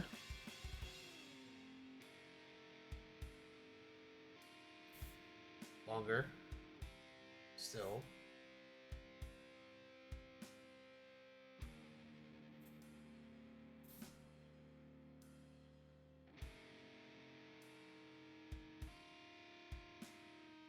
That's better. I mean, there might need to be a frame, a cell in there of him like kind of inhaling a bit harder, Yeah. but like the length of time it's in his mouth is fine. I think for regular Yeah, I drag. guess I am just imagining that like him going up like that on his toes is part of the inhale, so that the cigarette should be in there the whole time. And then when he sighs and like flops back, that's when he takes it out. That is that I don't know. Well, because you would when he's when he's here, right? Mhm. When he's here, he's inhaling from the cigarette. And then Mhm. here, you take the cigarette out of your mouth to kind of inhale everything all together. Mhm. Then you're like inhaling all the smoke, and then you, uh, you know, drop to exhale. Mhm. I understand it's like naturally how you smoke a cigarette, Uh like huh. you pull in the smoke and then you like kind of breathe in again to like draw it Yeah. in. But I'm thinking about like I don't know, old cartoons when like characters are smoking, it's like very exaggerated, so they're very much like pulling on the cigarette the whole time that they're inhaling.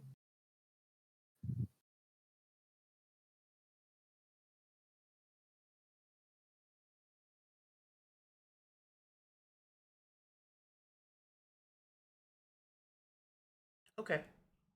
Yeah, that's just what I'm kind of envisioning.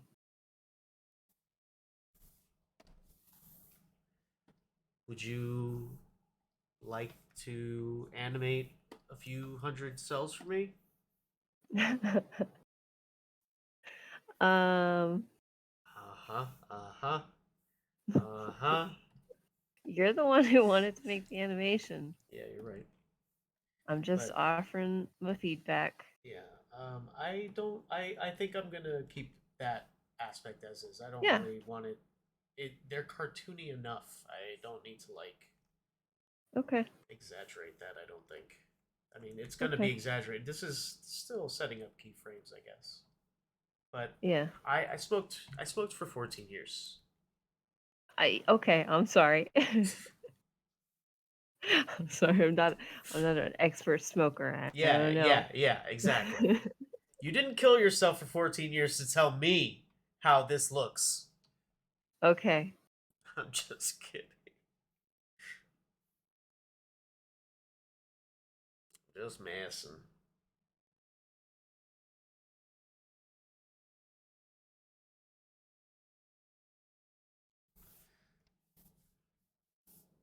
Here we go.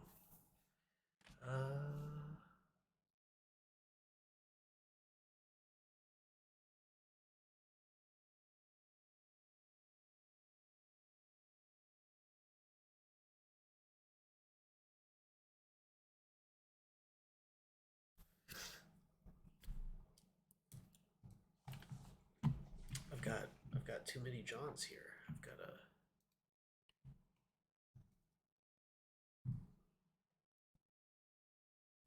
So even with this like length, you don't think it looks right?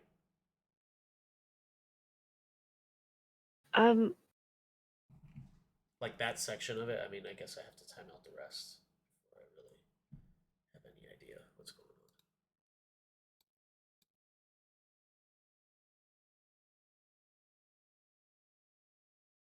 Because I think these have to be moved too.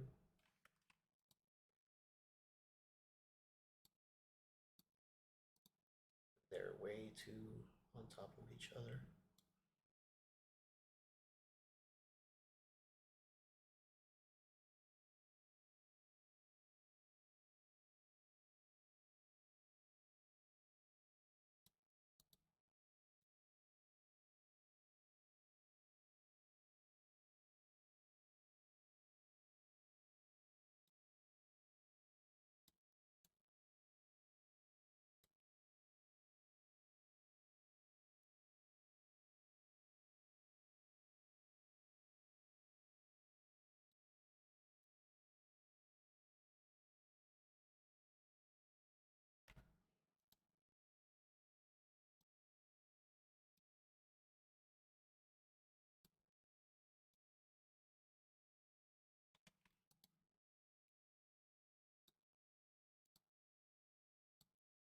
What's a second of animation?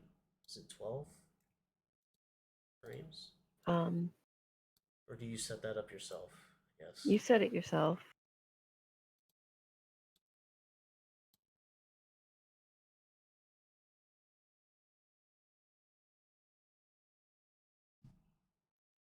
Oh, I think I have the seconds right in front of me. Is that what these numbers are up here? Like where the 73 Pro. and Yeah. like Probably. the 2, 3, 4, 5, those are seconds? Yeah. Yeah, okay.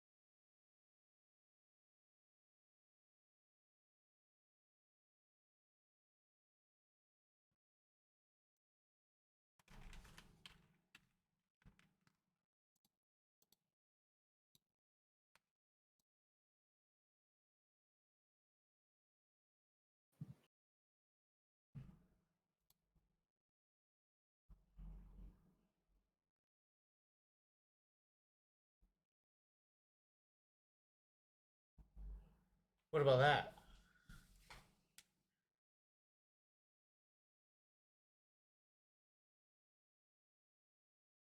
cute?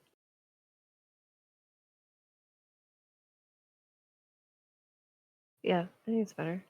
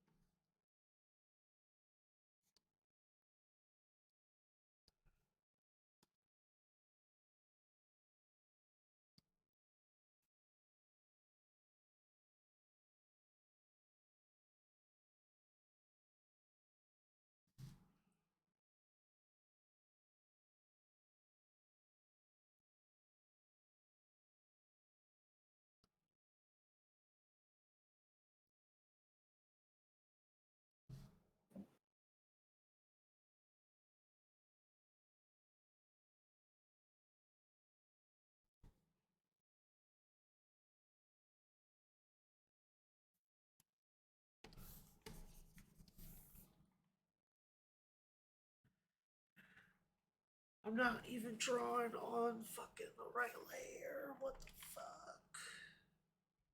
No. This whole time? I mean, just this, like, drawing of John, whatever. It's fine. Yeah. Don't know why it's doing that.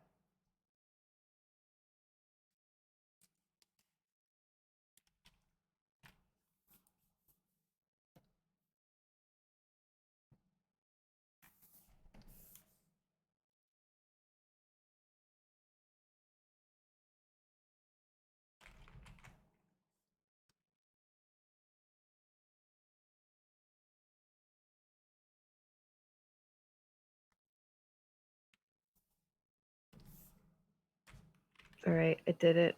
You did it? What'd you do? I finished my pages. Oh, nice.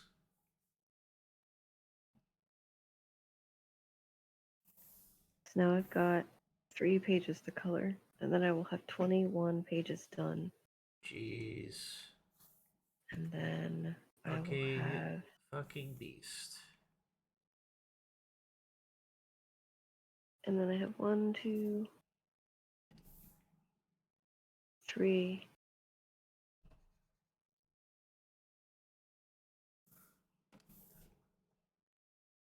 And then I have 8 left, so maybe I should do 4 and 4.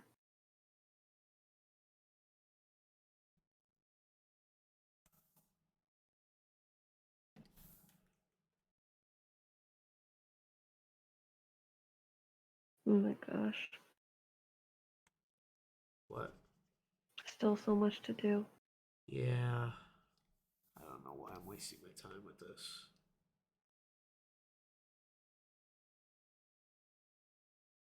Should be drawing a comic.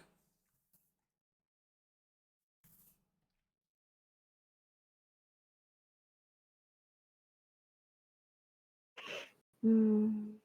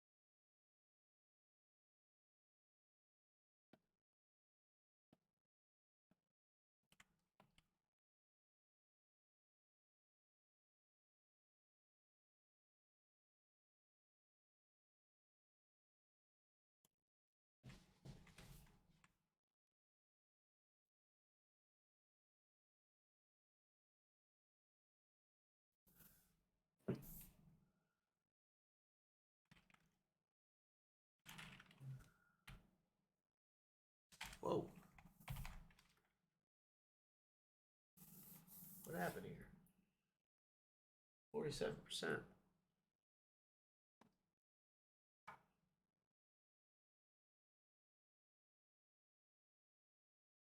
Where can I fix that?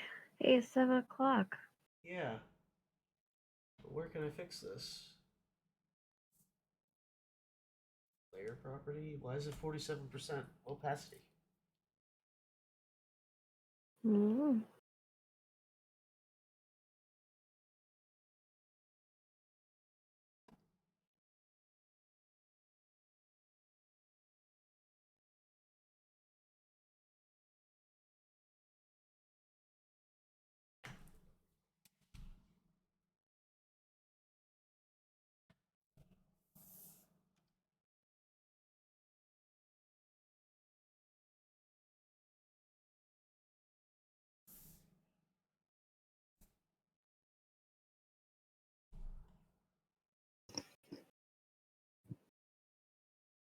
What the fuck?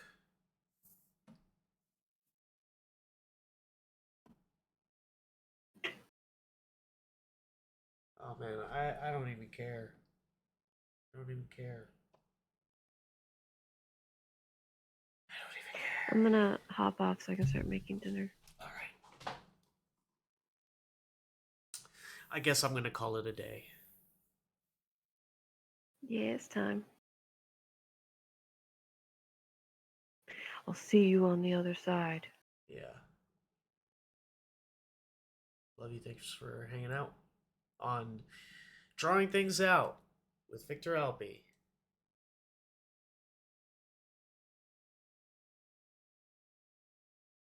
No? Nothing? You already took off your headphones?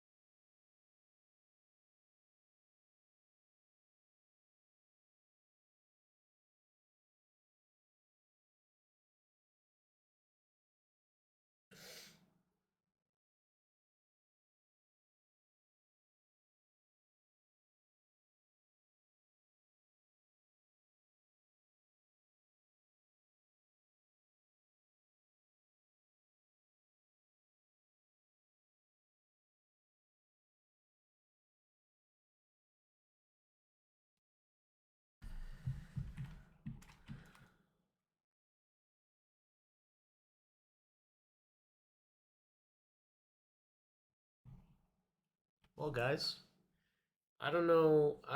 I guess I just noticed, but that's like 10 seconds of animation right there. Can you fucking believe that?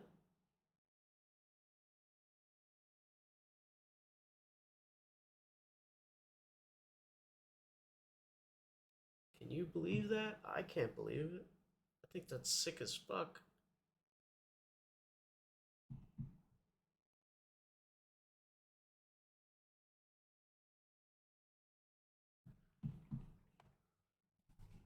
It's only gonna get better.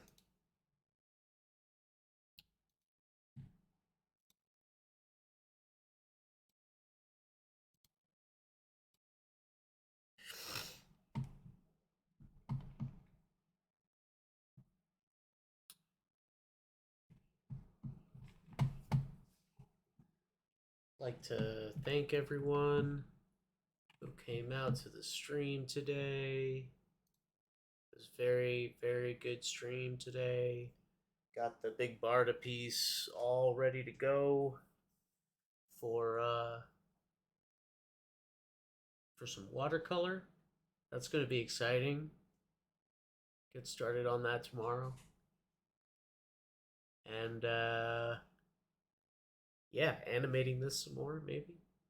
Working on some comic pages perhaps. Find out on the next episode of Drawing Things Out.